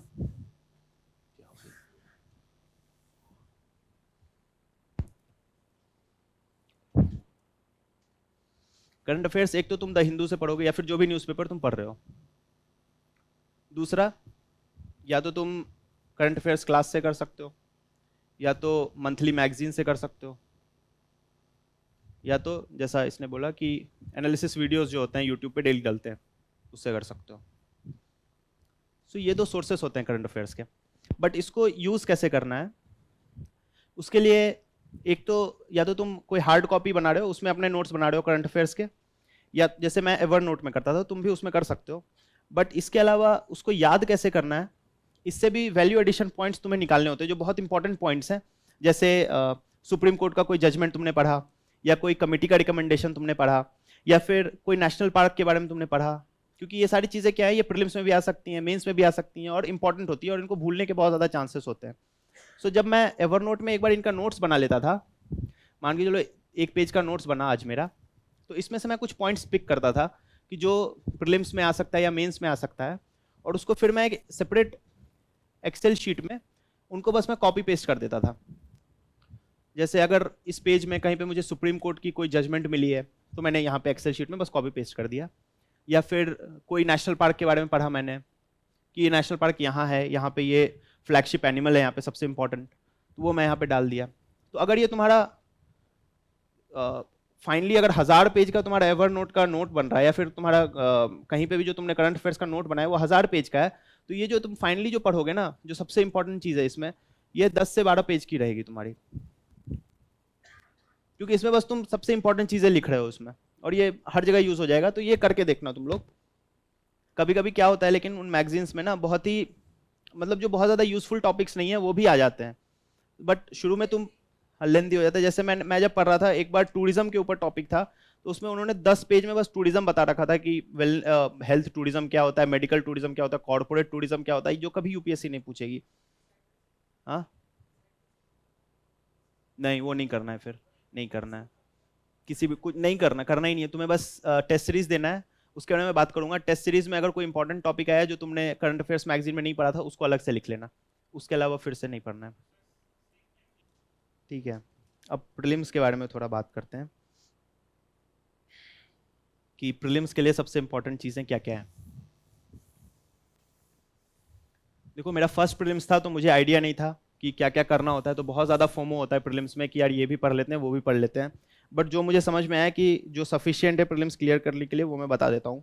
जैसे तुम में से कोई पूछ रहा था ना कि छोटा कैसे करे कंटेंट को जो भी पढ़ रखा है। सो जब तुम स्टैटिक के नोट्स बनाओगे या फिर करंट अफेयर्स के भी, तो वो फाइनली जब तुम देखोगे ना उन नोट्स को, तो वो अराउंड 1000 पेजेस के हो रखे होंगे, ठीक है। सो दिसंबर ऑनवर्ड्स तुम्हें एक प्रैक्टिस करना स्टार्ट करना चाहिए, जो मेरे लिए बहुत हेल्पफुल थी। कि आज जो भी क्लास में पढ़ाई हुआ, मान के लो 10 पेज मैंने पढ़ा आज क्लास में, ठीक है, तो इससे फिर मैं एक पेज लेता था, A4 साइज का पेज, और इसमें फिर मैं क्वेश्चंस लिखता था खुद से, क्वेश्चंस। और दिसंबर मैंने इसलिए बोला क्योंकि इस टाइम तक तुम्हें आइडिया लग जाएगा किस टाइप का क्वेश्चन आता है प्रीलिम्स में या मेंस में, एक थोड़ा बहुत आइडिया लग जाता है तुम्हें इस टाइम तक। तो इस 10 पेज में से मुझे क्या क्या प्रीलिम्स के लिए इंपॉर्टेंट है, या फिर कौन से क्वेश्चंस मेंस के लिए, मेंस के क्वेश्चंस आ सकते हैं इससे, उन क्वेश्चंस का एक मैंने लिस्ट बना लिया, ठीक है। और नीचे यहाँ पे एक मार्जिन डाल दी मैंने, और इन क्वेश्चंस का आंसर यहाँ पे लिख दिया, ठीक है। अब ये 10 पेज मेरा एक पेज में कन्वर्ट हो गया है, और एग्जाम के पहले, जैसे प्रीलिम्स के 2 महीने पहले, बस मैं इस पेज को सॉल्व करूंगा, इन क्वेश्चंस को। तो इससे एक तो 2 चीज होती है, एक क्वेश्चन की भी प्रैक्टिस हो जाएगी तुम्हारी, और तुम्हें ये इतनी सारी चीजें पढ़ने की जरूरत नहीं है। और फिर इसमें भी एक चीज करना तुम, जैसे तुमने क्वेश्चन नंबर 1 है, 2 है, इस तरह से 10 क्वेश्चंस लिखे हैं तुमने, इस पेज को तुम्हें 3 बार सॉल्व करना है। तो पहली बार जब तुमने इस पेज को सॉल्व किया, तो मान के चलो तुमसे क्वेश्चन नंबर 4-5 क्वेश्चंस बने और 5 क्वेश्चंस नहीं बने, तो जो जो क्वेश्चंस नहीं बनता था ना, उस पर मैं एक बार ऐसे टिक कर लेता था। मान के चलो क्वेश्चन नंबर 2 और क्वेश्चन नंबर 10 नहीं बना, तो इन दोनों को मैंने टिक कर लिया। अब जब सेकंड टाइम मैं इसको सॉल्व करूंगा, तो मैं बाकी क्वेश्चंस नहीं देखूंगा, बस मैं क्वेश्चन नंबर 2 और क्वेश्चन नंबर 10 सॉल्व करूंगा। क्यों? क्योंकि ये पिछले बार नहीं बना था, बाकी सब बन गए थे, और आई होप कि वो बाद में भी मेरे से बनेंगे। क्या करूं? अभी दिख रहा है ना? सो ये 2 क्वेश्चंस मान के चलो नहीं बने मेरे से, तो इनको मैंने मार्क कर दिया कि क्वेश्चन 2 और क्वेश्चन 10 नहीं बने। अब सेकंड बार जब मैं सॉल्व करूंगा, तो बस इन दोनों क्वेश्चंस को सॉल्व करेंगे अपन। अब इसमें से भी क्या होगा ना, कि मान के चलो सेकंड बार कर रहे हैं तो फिर भी एक क्वेश्चन नहीं बन रहा है, मान के चलो क्वेश्चन नंबर 10 नहीं बना, तो फिर मैं इसको ऐसे कर देता था, तो क्रॉस हो गया ये। अब जब थर्ड बार रिवाइज करूंगा, तो बस मैं ये क्वेश्चन सॉल्व करूंगा, इसके अलावा और कोई क्वेश्चन नहीं करूंगा। तो इससे क्या था, तुम्हारे 10 पेज का नोट्स था, वो 1 पेज में कन्वर्ट हुआ, और फिर फर्स्ट बार रिविजन हुआ, तो फिर वो और 2 क्वेश्चन में कन्वर्ट हो गया, फिर फाइनली तुम्हें बस एक क्वेश्चन सॉल्व करना है। इससे बहुत टाइम बचेगा तुम्हारा। शुरू में ऑब्वियसली टाइम लगेगा जब तुम ये क्वेश्चंस लिख रहे होगे, ठीक है, बट ये प्रैक्टिस करना बहुत टाइम बचता है लास्ट में। और इससे क्या होता है ना, कॉन्फिडेंस भी आता है, क्योंकि तुम ये 10 पेज अगर रिवाइज करते हो ना, तो तुमको लगता नहीं है कि मुझे याद है हर चीज, बट जब तुम ऐसे सॉल्व करते हो तो तुम्हें लगता है कि यार ये सब याद है, बस ये एक क्वेश्चन में डाउट हो रहा है, तो इससे बहुत जल्दी रिवाइज होता है। हाँ, तो इसीलिए ये करना, अभी मत करना है ये, अभी 4-5 महीने रुक जाओ, नोट्स बनाते जाओ, 4-5 महीने बाद ये करना, ठीक है? क्योंकि और अभी बीच में तुम बस प्रीवियस ईयर क्वेश्चन देखते जाओ किस तरह के आ रहे हैं। जैसे मैं बताया ना, मेंस आंसर राइटिंग जो मैं करता था, उसमें प्रीवियस ईयर क्वेश्चंस मैं डेली एक सॉल्व करता था, तो उससे एक आइडिया लग जाता है कि मेंस में किस तरह के क्वेश्चंस आते हैं, या फिर प्रीलिम्स के 4-5 क्वेश्चंस तुम डेली सॉल्व करोगे, तो उससे आइडिया लगेगा कि यार किस तरह के क्वेश्चंस आते हैं, तो ये क्वेश्चंस का स्टैंडर्ड तुम्हारा बेटर बनेगा, थोड़ा देर से स्टार्ट करोगे तो। फर्स्ट टाइम में इसमें टाइम लगेगा, ये मैं मानता हूँ, बट ये एफर्ट डालोगे तो लास्ट में बहुत ज्यादा हेल्पफुल रहता है, और ये एक वन टाइम इन्वेस्टमेंट है, मैं ऐसा बोलूंगा, बहुत ज्यादा हेल्पफुल चीज है ये। हाँ हाँ, एक क्वेश्चन डेली करना है। हाँ, प्रीवियस ईयर से स्टार्ट कर सकते हो, या फिर वो करंट अफेयर्स का मैंने बताया ना, डिफरेंट प्लेटफॉर्म्स जो डालती हैं, तो उससे स्टार्ट कर सकते हो, जो भी तुम्हें अच्छा लगे, बस एक राइटिंग की हैबिट होनी चाहिए। हाँ हाँ, मैं 4 महीने पहले लिखना बंद कर दिया था क्वेश्चंस। हाँ हाँ, प्रीलिम्स के बाद तुम्हें अगर 85 प्लस मार्क्स आ रहे हैं प्रीलिम्स में, या फिर इवन 85 प्लस अगर आ रहे हैं, तो तुम्हें आंसर राइटिंग शुरू कर देनी चाहिए, और अगर इससे कम भी आ रहे हैं तो भी तुम्हें मेंस के लिए पढ़ना है। हम्म हम्म, हाँ हाँ, और अगर नहीं भी हो तो भी तुम्हें इस समय मेंस का ही करना है, तो उसको कंटिन्यू ही रखना है। जैसे मेरा था कि जब मैं प्रीलिम्स के 1-2 दिन पहले मैं सोचता था कि नहीं होगा प्रीलिम्स तो क्या करेंगे, मैं यही सोचा था कि नहीं भी होगा ना तो भी मेंस का ही टेस्ट सीरीज ज्वाइन करेंगे और मेंस के लिए ही प्रिपरेशन करेंगे, तो उससे एक अच्छा प्रिपरेशन हो जाएगा 3-4 महीने का। सो तुम्हें वही करना। हाँ। हम्म। हाँ, मैं बस एक एक टॉपिक लेता था एक बार, जैसे आर्ट एंड कल्चर स्टार्ट करा, तो उसका सारा प्रीवियस ईयर क्वेश्चन कर लिया। हाँ, तो इससे क्या होगा ना, तुम्हें अंडरस्टैंडिंग हो जाएगी उस सब्जेक्ट की थोड़ी बहुत। नहीं तो तुम अभी शुरू में लिखना शुरू करोगी, तो अगर मान के लो आज GS1 का लिखा, फिर कल GS2 का, तो अलग अलग दिन अलग अलग टॉपिक्स पढ़ रहे हो, उससे तुम्हारा कंसोलिडेटेड आइडिया नहीं बन पाएगा उस टॉपिक में। सो आर्ट एंड कल्चर खत्म कर लिया पहले, फिर मॉडर्न हिस्ट्री कर लिया, सब्जेक्ट वाइज करो। अब जो भी सब्जेक्ट लेना है, अगर तुमको पॉलिटी लिखना है तो पॉलिटी लिखो, उसमें कोई दिक्कत नहीं है, ठीक है? सो ये एक 1 पेजर वाली चीज जरूर करना तुम लोग प्रीलिम्स के लिए, या फिर मेंस के लिए भी। इसमें जैसे जब मैं लिखता था ना, तो अगर कोई जैसे 1 से 10 क्वेश्चन लिखा मैंने, 1 से 10 तक क्वेश्चन लिखा, इसमें से अगर मुझे लगा कोई मेंस का इंपॉर्टेंट क्वेश्चन है, मान के चलो क्वेश्चन नंबर 3 जो मैं लिख रहा हूँ, मुझे लग रहा है कि यार मेंस में आ सकता है, तो यहाँ पे बस मैं एम लिख देता था, तो इससे हो गया कि ये मेंस का क्वेश्चन है, प्रीलिम्स के लिए सॉल्व नहीं करना है मुझे, और जब मेंस का टाइम आएगा तो इस क्वेश्चन को देखेंगे। इसमें कोई डाउट है किसी को, कैसे करना है ये? ठीक है। सो प्रीलिम्स के लिए एक ये चीज है। दूसरी चीज जो तुम्हारे लिए सबसे इंपॉर्टेंट है प्रीलिम्स क्लियर करने के लिए, वो है टेस्ट सीरीज। और टेस्ट लिखना इंपॉर्टेंट इसलिए है क्योंकि तुम जब करंट अफेयर्स करते हो सो कभी कभी इंपॉर्टेंट टॉपिक छूट जाते हैं तुमसे, टेस्ट सीरीज से वो कवर हो जाएंगे तुम्हारे। जो भी क्वेश्चंस नहीं बन रहे हैं उसको यहाँ से सॉल्व करना। और टेस्ट, हाँ, मेंस का तो अभी लिखने की जरूरत नहीं है तुम्हें। टेस्ट प्रीलिम्स का जो टेस्ट है, मैंने पहला टेस्ट लिखा था दिसंबर में, ठीक है, पहला टेस्ट। सो वही राइट टाइम होता है, अभी करने की जरूरत नहीं है उसको, ठीक है। और इस समय जब लिखना शुरू किए थे तो 14 दिन में एक टेस्ट होता था, तो एक टेस्ट देते थे 14 दिन में। बट बाद में क्या होगा, जब प्रीलिम्स के 1 महीने पहले तुम डेली एक टेस्ट लिख रहे होगे, 1 टेस्ट डेली।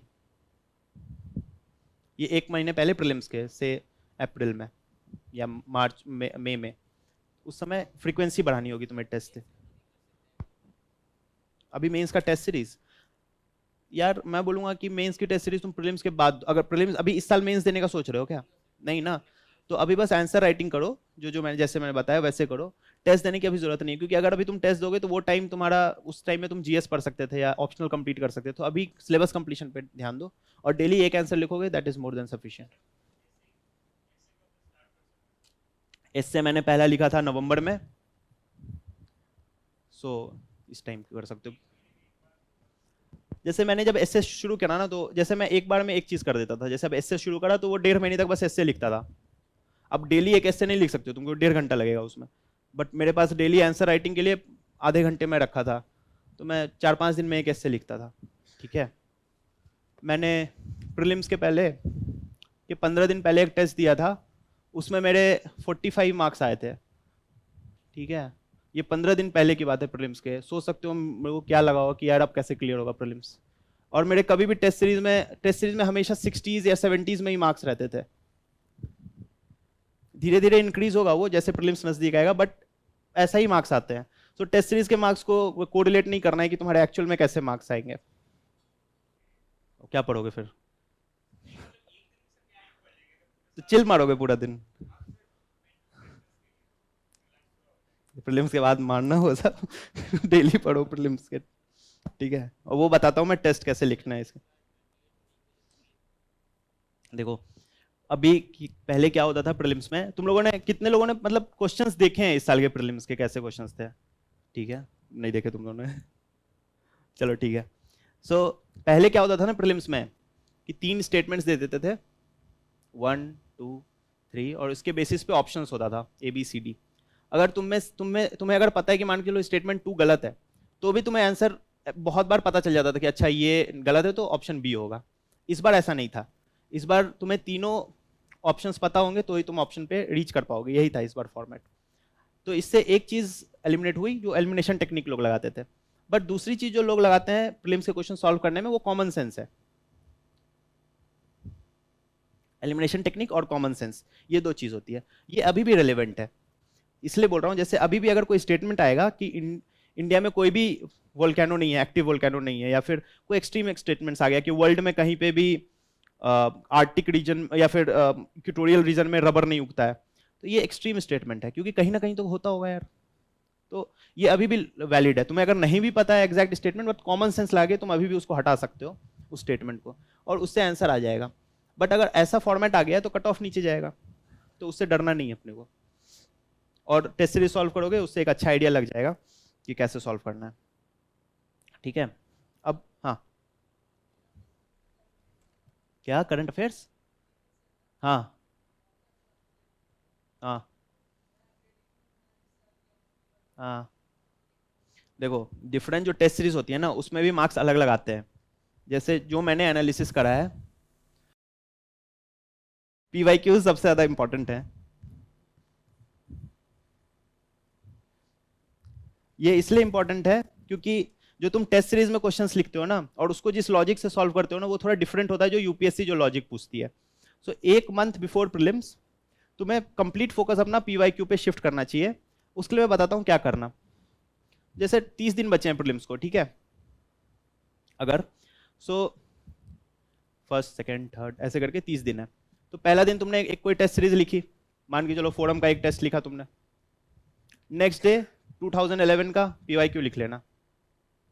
फिर नेक्स्ट डे फोरम का टेस्ट लिखा, फिर फोर्थ को 2012 का टेस्ट लिख लेना। तो इस तरह से तुम्हें सॉल्व करना है। इससे दो चीज़ें होंगी, एक तो तुम्हारा प्रीवियस ईयर क्वेश्चन सॉल्व कर हो रहा है, और दूसरा कि जब तुम टेस्ट सीरीज दोगे ना उसमें मार्क्स कम आते हैं, तो उसका ट्रॉमा से रिकवर करने के लिए पीवाईक्यू जब सॉल्व करोगे ना तो 100+ मार्क्स आएंगे। तो जब मैंने बताया ना, जब मैंने 15 दिन पहले के टेस्ट में 45 मार्क्स आए थे, तो मुझे लगा अब छोड़ देता हूँ प्रिपरेशन। लेकिन फिर अगले दिन जब 2018 का शायद पेपर सॉल्व किया तो उसमें 120 मार्क्स आ रहे थे, तो मुझे लगा चलो ठीक है यार, दे देंगे, प्रीलिम्स देने लायक मार्क्स हैं।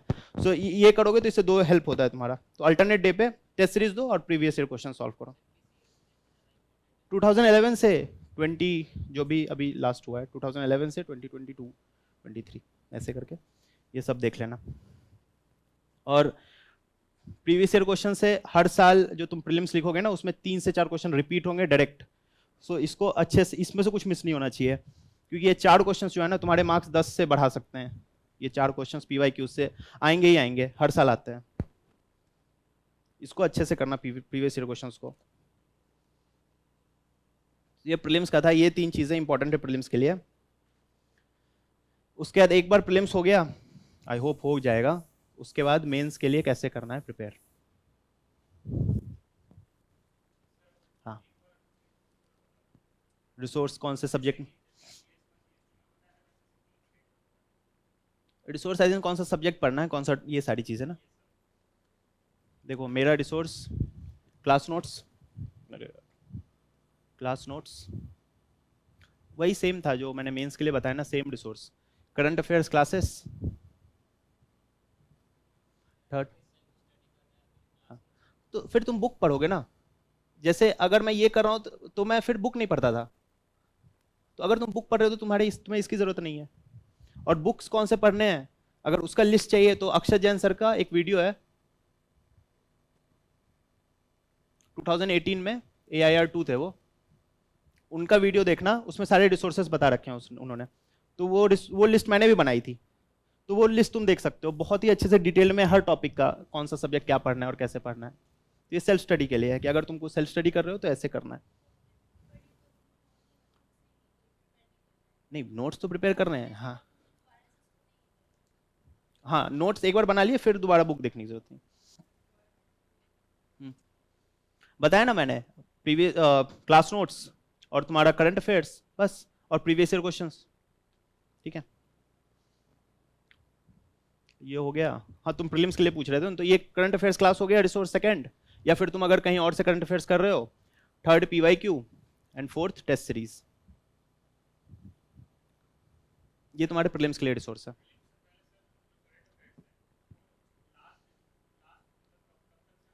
हाँ, वो बताता हूँ मैं।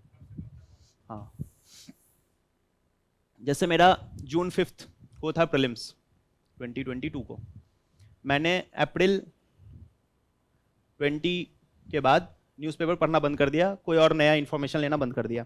ठीक है, और इसके बाद क्वेश्चन आता भी नहीं है, इतना तक कर लो, that is more than sufficient.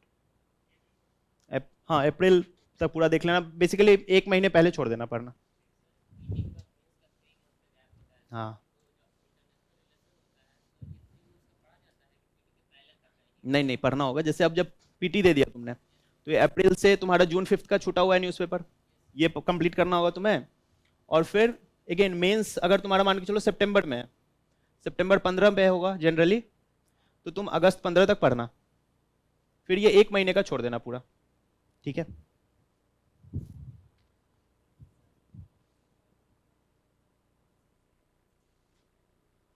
Polity या ज्योग्राफी। हाँ, पॉलिटी के लिए बस लक्ष्मीकांत का नोट्स बनाना है तुम। ज्योग्राफी के लिए 11th-12th की एनसीईआरटी। हाँ, बुक पढ़ो 1-2 बार, उसके बाद फिर नोट्स बनाओ तुम। ठीक है, ठीक है। अब प्रीलिम्स और मेंस के बीच में क्या करना है, इसके बारे में थोड़ा बात करते हैं।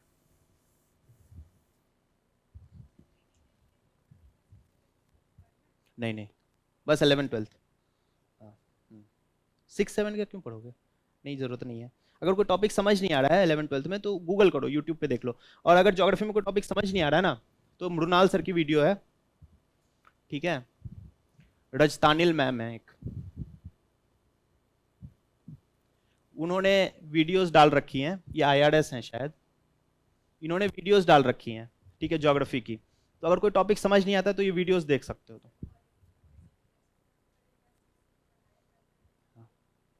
जैसे मैंने बोला ना, कोई भी टॉपिक के लिए NCERT 6 से पढ़ने की जरूरत नहीं है तुम्हें।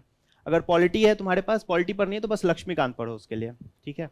और कोई टॉपिक अगर समझ नहीं आता है तो गूगल करो, यूट्यूब से देख लो उसको, बुक पढ़ने की पूरी जरूरत नहीं है। हाँ। हम्म। हम्म।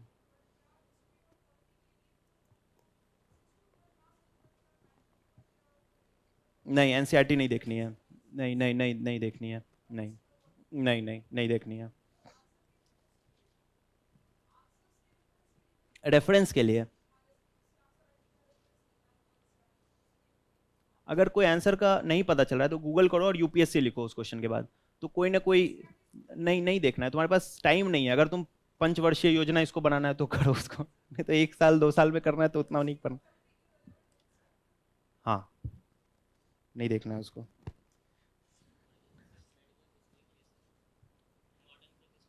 हाँ, तो आर्ट एंड कल्चर की एक बुक है वो देखना, और उसके जो एंशियंट और मिडिवल बोला है तुमने, उसके लिए तमिलनाडु स्टेट बोर्ड की बुक आती है।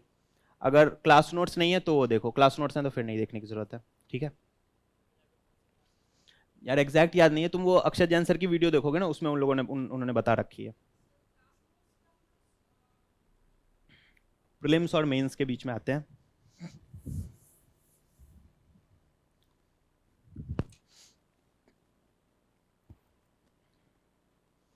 देखो, मेंस के लिए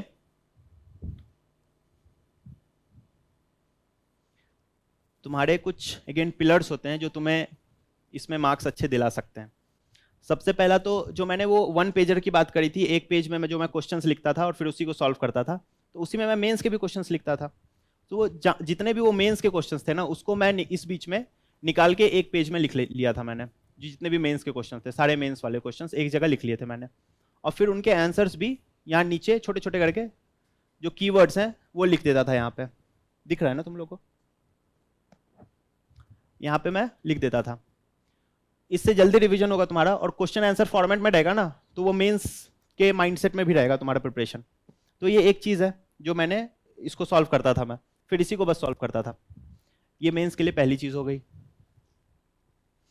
दूसरी चीज़ जो है वो है टेस्ट सीरीज। मैंने पूरी मेंस की टेस्ट सीरीज फोरम से ही ली थी, और इसी में मेरी GS की और SA की दोनों की टेस्ट थी। इसमें टेस्ट सीरीज को सॉल्व ही करना है। टेस्ट सीरीज का यूज कैसे करना है कि how to complete your paper, सबसे ज़्यादा इंपॉर्टेंट चीज़ वो हो जाती है मेंस में। तो इससे एक आइडिया लगे तुम्हें। दूसरी चीज़ कि टेस्ट सीरीज में क्वेश्चंस किस टाइप के आते हैं, वो भी डायरेक्टली कभी कभी एग्जाम में आ जाएंगे, जैसे GS2 में, इंटरनेशनल रिलेशंस में, इसमें इकोनॉमी में, ये सारे डायरेक्ट क्वेश्चंस आ सकते हैं। तो टेस्ट सीरीज को बहुत अच्छे से देना, और उसके क्वेश्चंस को भी अच्छे से, जो क्वेश्चंस के तुम्हें आंसर्स नहीं पता है उनके जो मॉडल आंसर्स ये लोग देंगे, उसको अच्छे से पढ़ के प्रिपेयर कर लेना। इसको यूज कैसे करना है, एक तो जैसे मान के चलो जब मैं प्रिपरेशन कर रहा था तो उस साल टॉपर थी श्रुति शर्मा। इनकी मैंने कॉपीज डाउनलोड कर ली फोरम के वेबसाइट से, चाहे वो GS1 की हो, GS2, 3, 4 या SA की हो, ये सारी कॉपीज मैंने डाउनलोड कर ली, और इन सब का मैंने प्रिंट आउट निकाल लिया, इन सारी कॉपीज का, ठीक है, और बाइंड करवा लिया इसको। और फिर मैं क्या करता था कि इसने जो क्वेश्चन को सॉल्व किए हैं वो क्वेश्चन को बिना इनका आंसर देखे मैं सॉल्व करता था, और फिर जो टाइम बाउंड मैनर में, अगर 10 मार्क्स का क्वेश्चन है तो तुम्हें ये 7 से 8 मिनट के बीच में तुम्हें सॉल्व करना है, कुछ भी हो जाए। और जो 15 मार्क्स का क्वेश्चन है उसको 10 से 11 मिनट के बीच में सॉल्व करना है। ये तुम्हें शुरू से ही प्रैक्टिस डालनी होगी, कैसा भी कंटेंट लिखें बस इतना में कंप्लीट करना है इसको। सो इनका मैं क्वेश्चंस देखता था कि कौन सा क्वेश्चन का इसने आंसर लिखा है, क्वेश्चन देखा, फिर खुद से आंसर लिखा उसका पूरा 2 पेज, उसके बाद फिर इनके आंसर से मैच कराता था कि इनसे कैसा लिख रहा हूं मैं। सो इससे एक आइडिया तुम्हें लगेगा कि ये कितना अच्छा लिख रही है और तुम कितना खराब लिख रहे हो, और over the period of time तुम्हें लगेगा कि यार तुम धीरे धीरे करके इनके नजदीक आ रहे हो कि यार कितना लाइक इनसे इनकी क्वालिटी ऑफ आंसर से कितना अच्छा तुम लिख पा रहे हो। सो ये चीज़ ज़रूर करना तुम कि इनका आंसर इनका क्वेश्चन देखा, फिर आंसर लिखा, फिर मैच कराया, और ये डेली करना है तुम्हें, चाहे वो जीएस का कोई आंसर हो या एथिक्स का हो या एसए का हो या ऑप्शनल का हो। ऑप्शनल में जो भी तुम्हारा ऑप्शनल है उसके जो भी टॉपर्स हैं उस साल के, जिनको बहुत अच्छे मार्क्स आए हैं, तो वो तुम्हें इस तरह की प्रैक्टिस करनी है, इससे बहुत हेल्प होती है स्पेशली मेंस में। ठीक है, ये मैं डेली करता था, और डेली इस समय प्रीलिम्स और मेंस के बीच में एक क्वेश्चन नहीं लिखना है तुम्हें, 4 से 5 क्वेश्चन डेली लिखना है खुद से घर बैठ के, इस टाइप के फॉर्मेट में। एक लिख लिया मान के चलो जीएस 4 का, एक लिख लिया जीएस 1 से 3 के बीच में किसी एक का, हेलो, फिर एक ऑप्शनल का तुमने 2 आंसर लिख लिया। आवाज आ रही है? ठीक है, तो इस तरह से तुम्हें 4 से 5 क्वेश्चंस लिखने हैं इस तरह के फॉर्मेट में। इसमें किसी को डाउट है तो बोलो, नहीं है ना? ठीक है,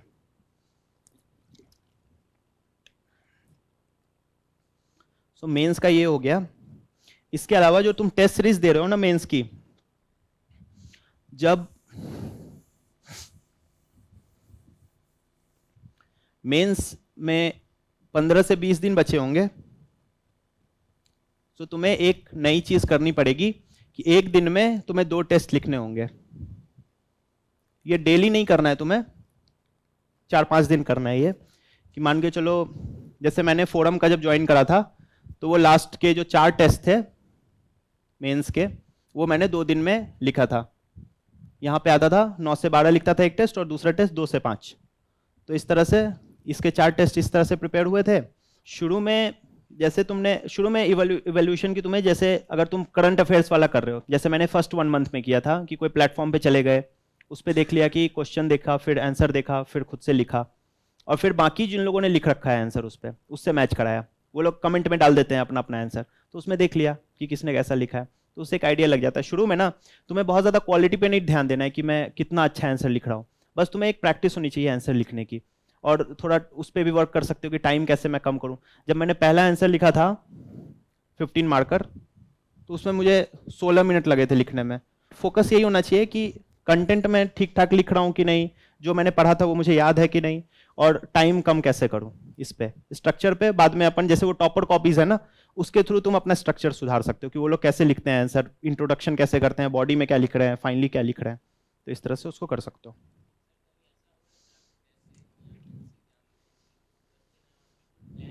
हाँ हाँ हाँ, उसमें फिर फंडा देना होता है तुम्हें, भरना होता है 2 पेज कुछ भी करके।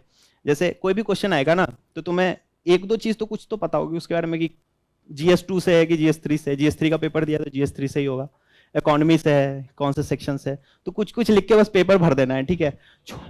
हाँ हाँ, और छोड़ना नहीं है कोई क्वेश्चन को। अगर 2 पेज तुमने भर दिया ना बस 10 मार्क्स के क्वेश्चन में, तो नहीं भी तो 2 से 3 मार्क्स आ जाएंगे तुम्हारे उसमें, कुछ भी पता नहीं है तुमको उस क्वेश्चन के बारे में तो भी। तो ये करना, छोड़ना मत कोई क्वेश्चन।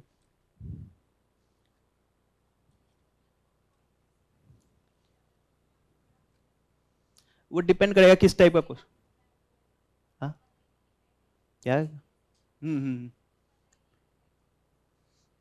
जैसे अब उसमें क्वेश्चन क्या था अभी एग्जैक्ट मुझे याद नहीं है, कि जैसे अगर मान के चलो आगे कि ब्लू एलईडी के फायदे नुकसान क्या है, इस टाइप के क्रिटिकल एनालिसिस करो, तो एलईडी क्या है, थोड़ा सा एक बार फोटो बना देना कुछ ऐसे करके, एलईडी तो देखा ही होगा।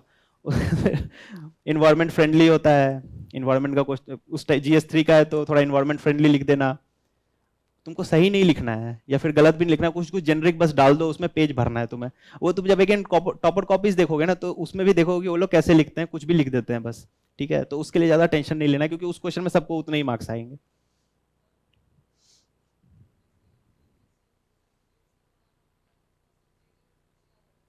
हाँ, तुम्हें प्रीलिम्स का पेपर देख के डर नहीं लगता है? हाँ? हो जाता। अच्छा, पेपर कंप्लीट कैसे होगा? हाँ, सब डर सबको लगता है, गला सबका सूखता है।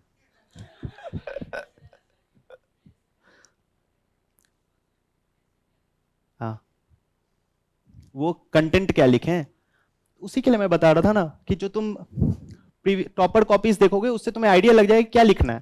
तुम्हारे स्टैटिक के नोट्स होंगे, तुम्हारे करंट अफेयर्स के नोट्स होंगे, और टॉपर की जब तुम कॉपीज देखोगे उससे बहुत ज्यादा हेल्प मिलेगी क्या लिखना होता है। एक बार उसको देखना जरूर तुम, ठीक है।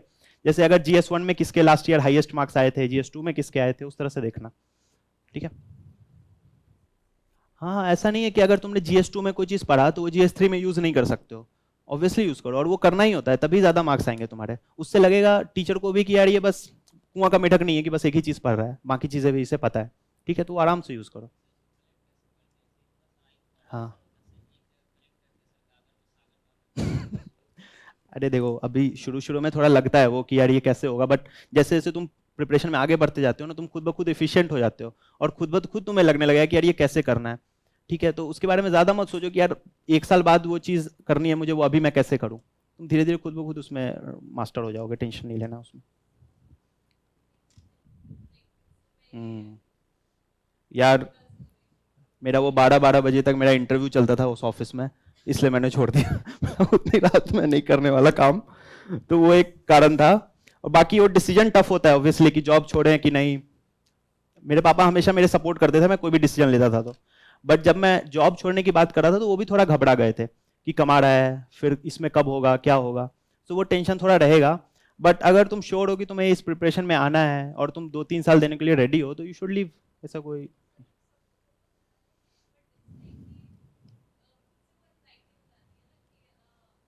कि व्हाट इफ नहीं होगा। हाँ।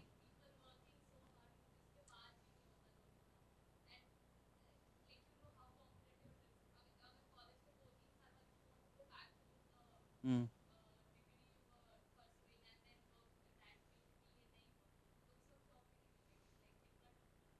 देखो मेरे एक जान पहचान में है, उन्होंने 6 अटेम्प्ट दिया था, उनका नहीं हुआ था, और फिर भी उनको जॉब मिल गई, ठीक है, और अच्छी खासी जॉब मिल जाती है।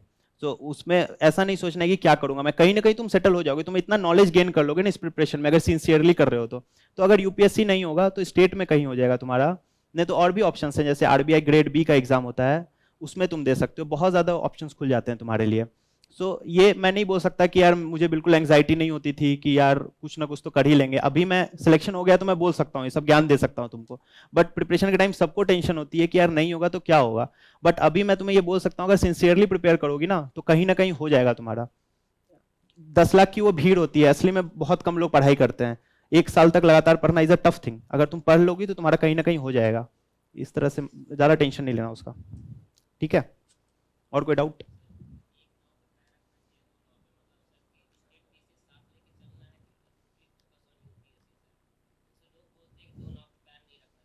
अरे अजय देवगन तो मोटरसाइकिल पे पैर रख के चलता था यार हाँ।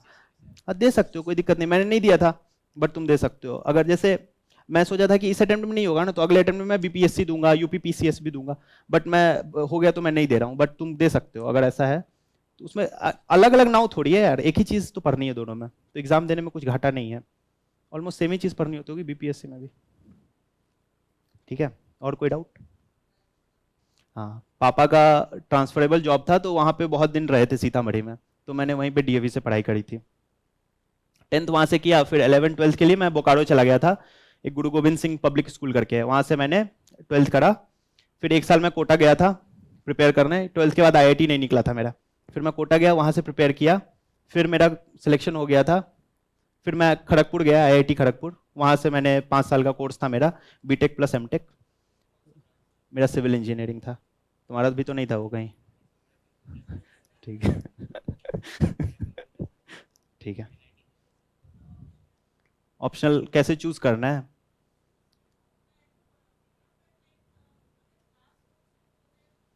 कितने लोगों का यहाँ पे एंथ्रोपोलॉजी है? बस 2 लोगों का है, तो अभी मैं नहीं बताऊंगा उसके बारे में, एक बार सेशन खत्म हो जाए फिर इस पे बात कर लेंगे थोड़ा सा।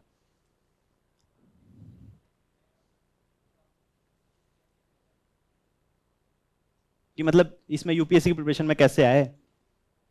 हाँ, मैं बताया ना, जब मैं शुरू में पढ़ता था तो कुछ समझ नहीं आता था मुझे, ज्योग्राफी पॉलिटी कुछ भी नहीं पता था, तो धीरे धीरे तुम्हें आइडिया लगेगा इसमें कि क्या चीज़ें हैं, तो थोड़ा एफर्ट डालना पड़ता है। बट इंजीनियरिंग बैकग्राउंड वालों को क्या एक फ़ायदा है कि साइंस एंड टेक में बहुत ज़्यादा एफर्ट नहीं लगेगा तुम्हें। दूसरा कि सी सेट में कोई एफर्ट नहीं, जैसे मैंने बस 2 टेस्ट दिया था सी सेट का, एक PYQ दिया था और एक टेस्ट सीरीज में एक टेस्ट दिया था बस, तो उसमें फायदा होता है। तो तुम किसी भी, तुम आर्ट बैकग्राउंड के हो या फिर तुम साइंस बैकग्राउंड के हो, दोनों में फायदे हैं और नुकसान है, तो उसमें ज्यादा नहीं घुसना है अपने को। ठीक।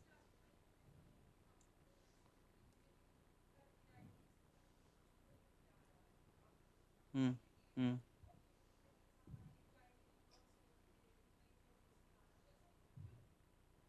अरे तुम रिपोर्टर रिपोर्टर टाइप क्वेश्चन क्यों पूछ रहे हो यार? हम्म। सिविल में नहीं मिलता है। CS में मिलता है। ठीक है, तो क्यों आए थे ये बताता हूँ। जैसे जब तुम प्राइवेट कंपनी में जॉब करते हो ना, तो तुम बहुत ज्यादा मेहनत करोगे, तो तुम 2 लोगों को फायदा पहुंचा रहे हो, एक खुद को, एक जो कंपनी का स्टेक होल्डर है, जो उसका मालिक है या फिर कोई भी शेयर होल्डर। और ये दोनों ना वेल टू डू हैं ऑलरेडी, क्योंकि इसको अच्छी सैलरी मिल रही है और ये तो मालिक ही है, तो ये उतना हेल्पफुल नहीं है। बट अगर तुम यूपीएससी में आते हो तो तुम्हारी तो हेल्प हो रही है, क्योंकि तुम्हें सैलरी भी मिल रही है, सोशल रिकॉग्निशन भी मिल रहा है। दूसरा, तुम्हें एक ऐसा तबका है जो वेल टू डू नहीं है, उसके लिए गवर्नमेंट ही एक सहारा है, और तुम गवर्नमेंट के एक इंपॉर्टेंट लिंक होते हो इनकी हेल्प करने के लिए। तो इट्स अप टू यू कि तुमको डिसाइड करना है कि तुम्हें इससे हेल्प करना है या इससे हेल्प करना है। So for me it was like this कि मुझे इसका हेल्प करना है, that is how you can switch. ठीक है, और कोई डाउट? मैं कैसे बताऊंगा? मैं नहीं किया हूँ सी साइड में कुछ। जो ह्यूमैनिटीज का था उसका कोई देखना वीडियो तुम, वो बेटर हेल्प कर पाएगा। बट सी साइड में भी 2 सेक्शन होते हैं, एक कॉम्प्रिहेंशन इंग्लिश वाला जिसमें इंजीनियरिंग वालों की हालत खराब रहती है, और होता है मैथ्स वाला। तो उसमें तुम लोग को फायदा है यार, कॉम्प्रिहेंशन में तुम अच्छा करोगे। मैं हमेशा मैथ्स से स्टार्ट करता था, क्योंकि वो समझ नहीं आता है मुझे, और उसमें गलत भी होता था मेरा। सो दोनों, अगेन 2 नाव है वहां पे भी, दोनों में अच्छा करना है तुम्हें।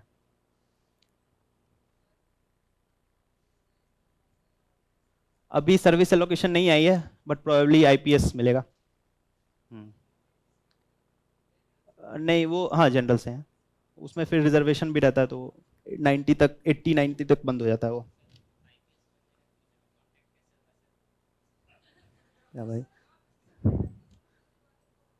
हाँ। हाँ, अभी इस साल शायद नहीं दूंगा, नेक्स्ट ईयर हो सके तो दूंगा। ऑब्वियसली IAS यार, फर्स्ट चॉइस तो IAS ही होती है। ठीक है, और कोई डाउट? नहीं? ठीक है, इंटरव्यू के बारे में बात कर लेते हैं थोड़ा। फाइनल स्टेज होता है, और ये तुम्हारा रैंक, तुम्हारा कैडर, तुम्हारा सिलेक्शन होगा कि नहीं, इसमें बहुत इंपॉर्टेंट रोल प्ले करता है। तुम्हारी कैसे भी पर्सनैलिटी है ना, इंटरव्यू में अच्छा प्रिपेयर करोगे इंटरव्यू तो 170 मार्क्स आएंगे, चाहे कैसी भी पर्सनैलिटी हो। और ये थोड़ा पर्सनैलिटी पे डिपेंड करता है कि अगर तुम कॉन्फिडेंटली बोल पाते हो कि नहीं। जैसे जब मैं अपने रिलेटिव्स के सामने होता हूँ तो मैं कुछ बोल ही नहीं पाता, तो उनको लगता था कि ये इंटरव्यू में कैसे बोलेगा कुछ, बट जहां जरूरत होती है वहां बोल लेते हैं अपन। तो इंटरव्यू के लिए कुछ पिलर्स होते हैं जिसमें तुम्हें अच्छे से प्रिपेयर करोगे तो काम बन जाएगा। जैसे जब मेंस खत्म होगा तुम्हारा, वो सितंबर एंड में खत्म होगा, उसके बाद रिजल्ट आता है दिसंबर में। यहां पे अबाउट 2 महीने मिलते हैं तुम्हें। इसमें कुछ मत पढ़ना, इसमें बस आराम करना, तुम मस्ती से घूमना फिरना। इसमें मैं कुछ नहीं पढ़ाई किया था। मैं, पापा को लगता था कि इसको क्या हो गया, ये कुछ पढ़ता क्यों नहीं है ये। उसके जब रिजल्ट आने वाला था 10 दिन पहले, तो लगा कि यार सिलेक्शन नहीं होगा, अगर मेंस क्लियर नहीं होगा तो कितनी शर्म की बात है। तो मम्मी पापा को दिखाने के लिए 10 दिन पहले पढ़ाई शुरू कर दी थी कि यार थोड़ा बहुत पढ़ लेते हैं। लेकिन फिर रिजल्ट आया तो मेंस क्लियर हो गया था। तो अब फिर दिसंबर से लेके अबाउट जनवरी टू फरवरी तक तुम्हें टाइम मिलेगा इंटरव्यू प्रिपेयर करने के लिए, और ये मोर देन सफिशिएंट टाइम होता है इंटरव्यू में अच्छा करने के लिए। इसमें क्या क्या चीजें तुम्हें प्रिपेयर करनी है? फर्स्ट, तुम्हारा GS का जो पेपर होता है, इसमें सब चीज नहीं पढ़ना है तुम्हें। जो पढ़ना है वो है पॉलिटी, IR और इकोनॉमी, और थोड़ा बहुत एग्रीकल्चर, और एक मॉडर्न हिस्ट्री। अगर जीएस में इंटरव्यू में क्वेश्चन पूछेंगे ना वो, तो इसी एरिया में से पूछेंगे, इसके अलावा कुछ नहीं पूछेंगे वो। उसके अलावा तुम्हारा जो ऑप्शनल है वो प्रिपेयर करना है तुम्हें, क्योंकि तुम मेंस अगर दिए हो तो ये ऑलरेडी प्रिपेयर्ड है, बस थोड़ा सा एक बार इसको देख लेना, क्वेश्चन आते हैं इसमें से। सेकंड होता है तुम्हारा ग्रेजुएशन सब्जेक्ट, ये सबसे ज्यादा ट्रिकी होता है। अगर सेम है ऑप्शनल की तरह तब तो कोई बात नहीं, मेरी तरह है और कॉलेज में पढ़े नहीं इसको ढंग से, तो यहाँ पे सबसे ज्यादा टेंशन होती है कि ये सिविल इंजीनियरिंग फिर से कैसे पढ़ें, या फिर तुम्हारा कंप्यूटर साइंस कैसे पढ़ें। तुमने तो अच्छा पढ़ा होगा, तभी अमेजोन में लगा था जॉब। ठीक है, तो ये बहुत इंपॉर्टेंट होता है कि इसको कैसे कंप्लीट करें ग्रेजुएशन सब्जेक्ट को। सो इसके लिए पूरा इन डेप्थ जाने की जरूरत नहीं है तुम्हें कि पूरा 3 साल 5 साल जितना भी पढ़ा उसको पढ़ने की जरूरत नहीं है। इसके अलावा एक डैफ करके चीज होती है, ये होता है डिटेल्ड एप्लीकेशन फॉर्म। ये तुम भरते हो, दो डैफ होती है, डैफ 1 और 2। पहला डैफ भरोगे तुम प्रीलिम्स के बाद, दूसरा डैफ भरोगे मेंस के बाद।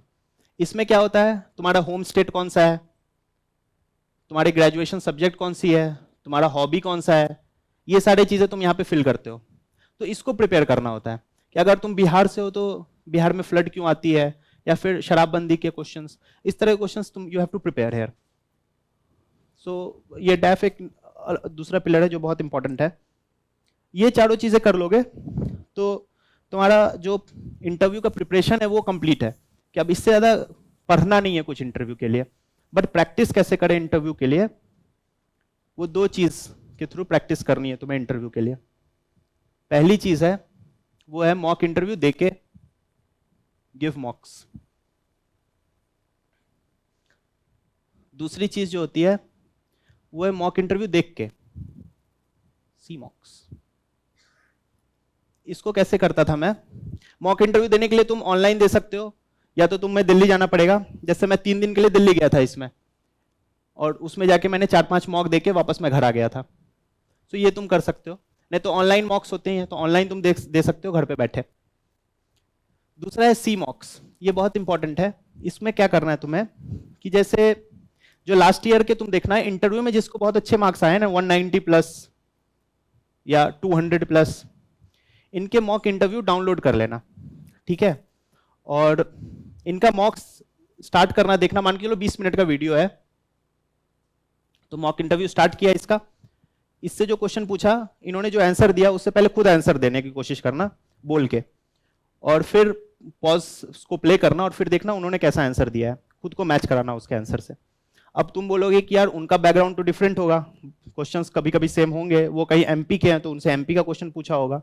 सो उन क्वेश्चन को स्किप कर देना, जो तुम लोग में तुम्हारे और उसमें कॉमन क्वेश्चन है उसको इस तरह से प्रैक्टिस करना, इससे बहुत अच्छी प्रैक्टिस हो जाएगी तुम्हें बोलने की।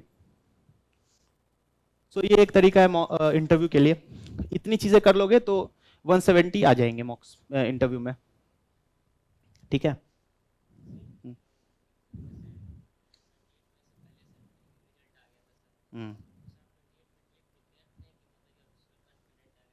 नहीं नहीं, कॉन्फिडेंट कहाँ थे भाई, मैं प्रिपेयर कर रहा था भाई।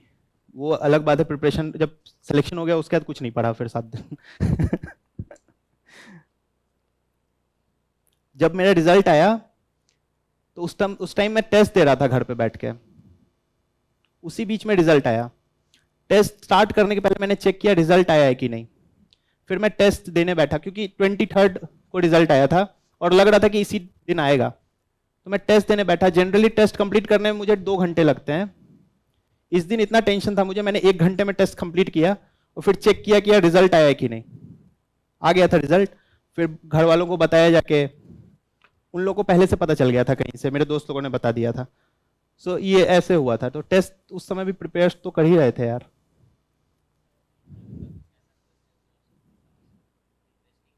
इंटरव्यू का मैं एक ट्रांसक्रिप्ट बना के डाल दूंगा टेलीग्राम पे, वहां से देखना पूरा क्या बताऊं। जैसे इंटरव्यू में मुझसे एक तो बिहार के बारे में क्वेश्चन पूछा था कि फ्लड क्यों आता है, दूसरा बहुत सारे क्वेश्चन मेरे ग्रेजुएशन सब्जेक्ट से थे, क्योंकि मेरा बीटेक था सिविल में और एमटेक था मेरा ट्रांसपोर्टेशन इंजीनियरिंग में, तो ये थोड़ा डिफरेंट टाइप का ब्रांच है, तो इससे बहुत क्वेश्चन आए थे मेरे से। सिविल इंजीनियरिंग से क्वेश्चन नहीं था डायरेक्ट, ट्रांसपोर्टेशन इंजीनियरिंग से था क्वेश्चन। जैसे पूछा था कि हिली एरियाज में रोड कंस्ट्रक्शन डिफिकल्ट क्यों है, एक ये था, और एक क्वेश्चन था जियो टेक्सटाइल करके जो सिविल इंजीनियरिंग से रिलेटेड टर्म है। इस तरह के क्वेश्चन आए थे। मैं उसके बारे में एक जगह लिख दूंगा अपने टेलीग्राम पे, तो वो देख लेना। सो इंटरव्यू से रिलेटेड थी चीज़ें, तो यही था, और तो कुछ नहीं बताना है मुझे। अगर तुम लोग को अब कोई डाउट है तो पूछो, वो लास्ट में बताएंगे इन लोग को भगा के, ठीक है। और किसी को कोई डाउट? कोई डाउट नहीं है ना? क्लास नोट्स के अलावा? हम्म क्लास में जो नोट्स बना लिया उसके अलावा कुछ नहीं बनाना है तुम्हें। उसके बाद वही करना है जो मैंने बोला ना, एक पेज में क्वेश्चंस लिखना है उससे रिलेटेड, बस वही करना है। अलग नोट्स फिर मत बना, बहुत टाइम वेस्ट होगा, ठीक है। हाँ, उसी को बार बार रिवाइज करो। हाँ, 1 पेजर बना लेना दोनों के लिए। हाँ, क्लास जैसे एक बार बुक्स पढ़ना है तुम्हें, ठीक है, ताकि बेसिक आइडिया लग जाए कि बुक्स में क्या दिया हुआ है। वो अगर एक बार कर लो तो फिर बुक्स देखने की जरूरत नहीं है, फिर बुक से नोट्स बनाने की जरूरत नहीं है, बस क्लास पे फोकस करो, ठीक है। हाँ, एक एक रीड देने हैं, that is all. Assignment as such तो नहीं मिलते थे, जैसे ऑप्शनल में सर बोलते थे कि 1-2 क्वेश्चन सॉल्व कर लेना, बस वही था। एग्जैक्ट असाइनमेंट्स टाइप बहुत ज़्यादा नहीं मिलते थे कि ये सॉल्व करना है, ये सॉल्व। हम्म नहीं, वो स्टैटिक के क्लासेस में नहीं होता था, वो करंट अफेयर्स क्लास में सर एक क्वेश्चन देते थे। बताया ना, एक तो क्लास नोट्स, दूसरा टॉपर कॉपीज। टॉपर कॉपीज इसमें तुम प्रैक्टिस तो करोगे ही, साथ साथ उससे कंटेंट भी निकालना कि वो लोग कैसे क्या लिखते थे, बहुत हेल्पफुल कंटेंट मिलेगा वहां से, तो वो कर सकते हो बस। और फिर प्रैक्टिस करना। नहीं, स्पेक्ट्रम, लक्ष्मीकांत और ज्योग्राफी की एनसीईआरटी, और आर्ट एंड कल्चर की जो फाइन आर्ट्स की बुक है ना 11th की, बहुत पतली सी बुक है, ये भी मैं एक बार देखा था। इसके अलावा हाँ, इकोनॉमी मैंने शुरू करा था पढ़ना, बट मुझे वो रिलेवेंट नहीं है बहुत ज़्यादा इकोनॉमी, तो फिर मैं वो छोड़ दिया था। उसके अलावा तो कोई है नहीं बुक। नहीं नहीं, रिवाइज नहीं किया फिर दोबारा। इकोनॉमी बहुत ज़्यादा कंसेप्चुअल होती है प्रीलिम्स में, तो इसमें कंसेप्ट बेस्ड क्वेश्चंस आते हैं। जैसे तुमसे इसमें बहुत कम बार होगा कि फॉर्मूला पूछेगा कोई, इसमें जनरली पूछेगा कि रेपो रेट या कुछ ऐसी चीज़ इंक्रीज करेंगे तो उसका इफेक्ट क्या होगा। Show cause and effect type की क्वेश्चंस आते हैं। तो इसके लिए तुम क्लास नोट्स तो पढ़ ही रहे हो, उससे कॉन्सेप्ट बिल्ड करने की कोशिश करो। और सेकेंड चीज़, प्रीवियस ईयर क्वेश्चंस देखो, उससे बहुत ज़्यादा अंडरस्टैंडिंग बिल्ड होगी। उसको जब सॉल्व करोगे तो गलत होगा ऑब्वियसली, पहली बार सॉल्व करोगे तो, बट आंसर्स देखोगे उसका। तो प्रीवियस ईयर क्वेश्चन अभी जब तुम प्रैक्टिस करोगे ना, तो डेली 4-5 PYQ देखना इसमें प्रीलिम्स का, अभी से स्टार्ट कर सकते हो इसको देखना। इसके लिए तुम क्या करो कि कोई बुक मंगा लो जिसमें टॉपिक वाइज हो PYQs। मैंने मृणाल सर की बुक मंगाई थी, हाँ दिशा पब्लिकेशंस की है शायद, तो ये बुक मंगा लेना, इसमें टॉपिक वाइज दे रखा है PYQ उन्होंने, तो उसको सॉल्व करना। जैसे इकोनॉमी तुम सॉल्व कर रही हो, तो इकोनॉमी का एक बार PYQ सारा देखोगे और फिर उसका सॉल्यूशन देखोगे, तो आइडिया लग जाएगा किस लॉजिक से सॉल्व होता है ये चीज, ठीक है। और हाँ हाँ, इसमें सॉल्यूशन भी रहता है। हाँ, जीएस एज इन मेंस के लिए जीएस नहीं, मेंस का सॉल्यूशन इस बुक में नहीं रहेगा, ये बस प्रीलिम्स के लिए है। हाँ, प्रीलिम्स का सॉल्यूशन हाँ होता है। हाँ हाँ, पढ़ो, उसमें कोई दिक्कत नहीं है। मैंने नहीं पढ़ी थी, but if you can do.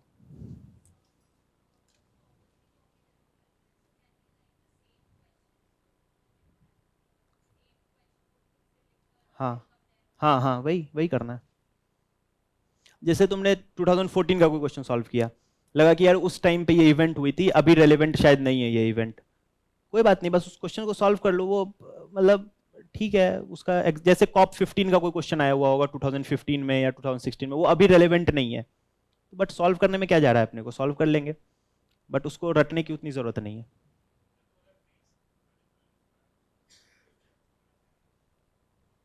बोला ना कि उसमें पैटर्न चेंज हुआ, तो अभी भी एलिमिनेशन टेक्निक तो तुम नहीं लगा पाओगे, बट कॉमन सेंस अभी भी लगेगा, ठीक है। और दूसरी चीज कि अगर ऐसा पेपर आया है तो कट ऑफ नीचे जाएगा थोड़ा, ठीक है। इस जो भी मैंने स्ट्रैटेजी बताई उसमें कहीं भी ऐसा था कि तुमको एलिमिनेशन टेक्निक लगा के कुछ चीज करनी है, इस स्ट्रैटेजी में कहीं नहीं था, तो फिर इट इज उससे प्रूफ है, ये इससे कोई रिलेटेड नहीं। हाँ, वही चीज करना है तुम्हें, और टेस्ट सीरीज अब जो भी आएगी वो उसी फॉर्मेट में रहेगी, तो तुम्हारा प्रैक्टिस उससे हो जाएगा।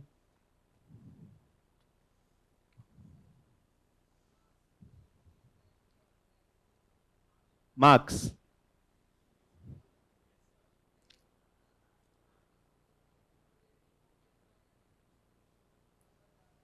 देखो, मार्क्स बताऊंगा, अगर ज्यादा रहेंगे तो लगेगा कि यार इसका तो अच्छा मार्क्स था इसीलिए इसका हो गया, और खराब है नहीं मार्क्स, तो फिर मैं बताऊंगा नहीं। ग्रेजुएशन में उतने अच्छे मार्क्स नहीं थे, 8.3 था सीजीपीए मेरा, बट ठीक है। 6, एक बार एक सेमेस्टर में 6.5 भी आया हुआ है, तो ऐसा नहीं है कि बहुत अच्छे थे। ठीक है, और कोई? हाँ, बता देता हूँ।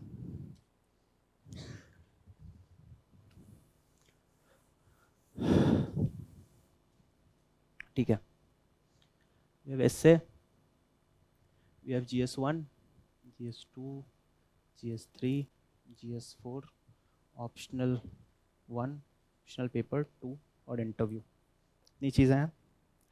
एसए में आए थे 117, GS1 में 96, इसमें 94, इसमें 83, इसमें 124, इसमें 152, इसमें 144, इसमें 182। सो ये मेरे जीएस के मार्क्स थे। अब जब इंटरव्यू देके निकले थे, सो जब रिजल्ट आने वाला रहता है ना, तो तुम कैलकुलेट करते हो अपने दिमाग में कि किस सब्जेक्ट में कितने मार्क्स आने चाहिए और क्या कट ऑफ क्लियर हो रहा है कि नहीं अपना। सो ऐसे मार्क्स मैं कभी एक्सपेक्ट नहीं कर रहा था। जिसमें मैं ज्यादा एक्सपेक्ट कर रहा था उसमें कम आते हैं, जिसमें कम एक्सपेक्ट कर रहा था उसमें ज्यादा आए हुए हैं। बट ओवरऑल जो मार्क्स आता है ना, वो फाइनली जितना तुम एफर्ट डालते हो उतना मार्क्स आ जाता है। जैसे मैं एसए में एक्सपेक्ट कर रहा था 135 प्लस, इसमें आया 117। ठीक है, ऑप्शनल में मैं एक्सपेक्ट कर रहा था 265, आए इसमें 296। इसमें ज्यादा आ गए, इसमें कम आए। GS3 में आई वॉज एक्सपेक्टिंग 110, आए इसमें 83। हाँ, इस साल बहुत अच्छा मार्क्स है ये, क्योंकि इस बार मार्क्स नहीं उठे हैं GS3 में किसी का भी, शायद किसी एक दो का ही बस 100 प्लस होगा। हाँ, तो वही है। हाँ, इससे भी इस बार कम ही मार्क्स उठे हैं इसमें। बट इन दोनों में मैं, मेरा पेपर अच्छा गया नहीं था, तो मैं 90 से 95 के बीच में एक्सपेक्ट कर रहा था, तो वैसे इसमें मार्क्स आए हैं। GS4 में मैं 124 तो नहीं एक्सपेक्ट कर रहा था यार, मैं 110 के अराउंड मैक्सिमम एक्सपेक्ट कर रहा था, बट इसमें ज़्यादा मार्क्स आ गए हैं। और इंटरव्यू में अगेन इसका पता नहीं रहता कि एग्जैक्ट कितना मार्क्स आएगा, बट इसमें अच्छे मार्क्स आ गए हैं। सो यही था, ओवरऑल 992 मार्क्स थे टोटल फाइनली। यस। हाँ, क्वेश्चन छूटता नहीं है। जैसे क्वेश्चन पेपर एक तो टफ था, और दूसरा जिस टाइप का मैंने आंसर लिखे मुझे बाद में लगा कि मैं और बेटर लिख सकता था, ऐसा था। और जब GS3 देके निकला था, लगा था कि इससे अच्छा तो कुछ जा ही नहीं सकता है मेरा। बट ठीक है, इसमें इतने ही मार्क्स आए। और इससे भी जब मैं लिख रहा था और जब मैं टेस्ट भी देता था फोरम में, तो मेरे बहुत अच्छे मार्क्स आते थे इससे में, कभी भी 120 के नीचे नहीं आया था मेरा मार्क्स यहाँ पे। और मैक्सिमम मार्क्स जो फोरम में आता है एसए में, वो 125 से 130 के बीच में ही रहता है। सो एक्सपेक्टिंग कि 135 आएगा उसमें रियल एग्जाम में, बट इतना ही आया। वो डिपेंड करता है हर साल, किसी में कभी ज्यादा मार्क्स वो लोग देते हैं, कभी कम मार्क्स देते हैं, बट ओवरऑल मार्क्स तुम्हारा एफर्ट के अकॉर्डिंग आ जाता है। ठीक है, और कुछ? चलो ठीक है यार, ऑल द बेस्ट। अच्छे से प्रिपेयर करो, और एक साल is more than sufficient. Prelims के एक साल पहले तुम लग के पढ़ोगे, डेली 12 घंटे पढ़ने तुम्हें, और ब्रेक नहीं लेना है, छुट्टी कि आज संडे, आज मूवी देख लेते हैं, या फिर आज कुछ है, आज ये है, आज शादी में चले जाते हैं, ऐसा नहीं है। और बस अब अपने गोल पे फोकस रखो, और फर्स्ट प्रायोरिटी ये होनी चाहिए। ऐसा नहीं है कि टीवी नहीं देख सकते या मोबाइल नहीं चला सकते, बट कभी भी कुछ ऑप्शन आया कि दोस्त बुला रहे हैं, चलो यार थोड़ा घूम के आते हैं, तो उसको नहीं, फर्स्ट प्रायोरिटी तुम्हारी यूपीएससी होनी चाहिए। और बहुत कम लोग हैं जो ये साल में, हर पूरे साल ये कर सकते हैं। अगर कर लोगे तो सिलेक्शन हो जाएगा, एक अटेम्प्ट में, नहीं तो 2 अटेम्प्ट में पक्का हो जाएगा। सो बस इसी के साथ करो, और all the best. Thank you. Thank you.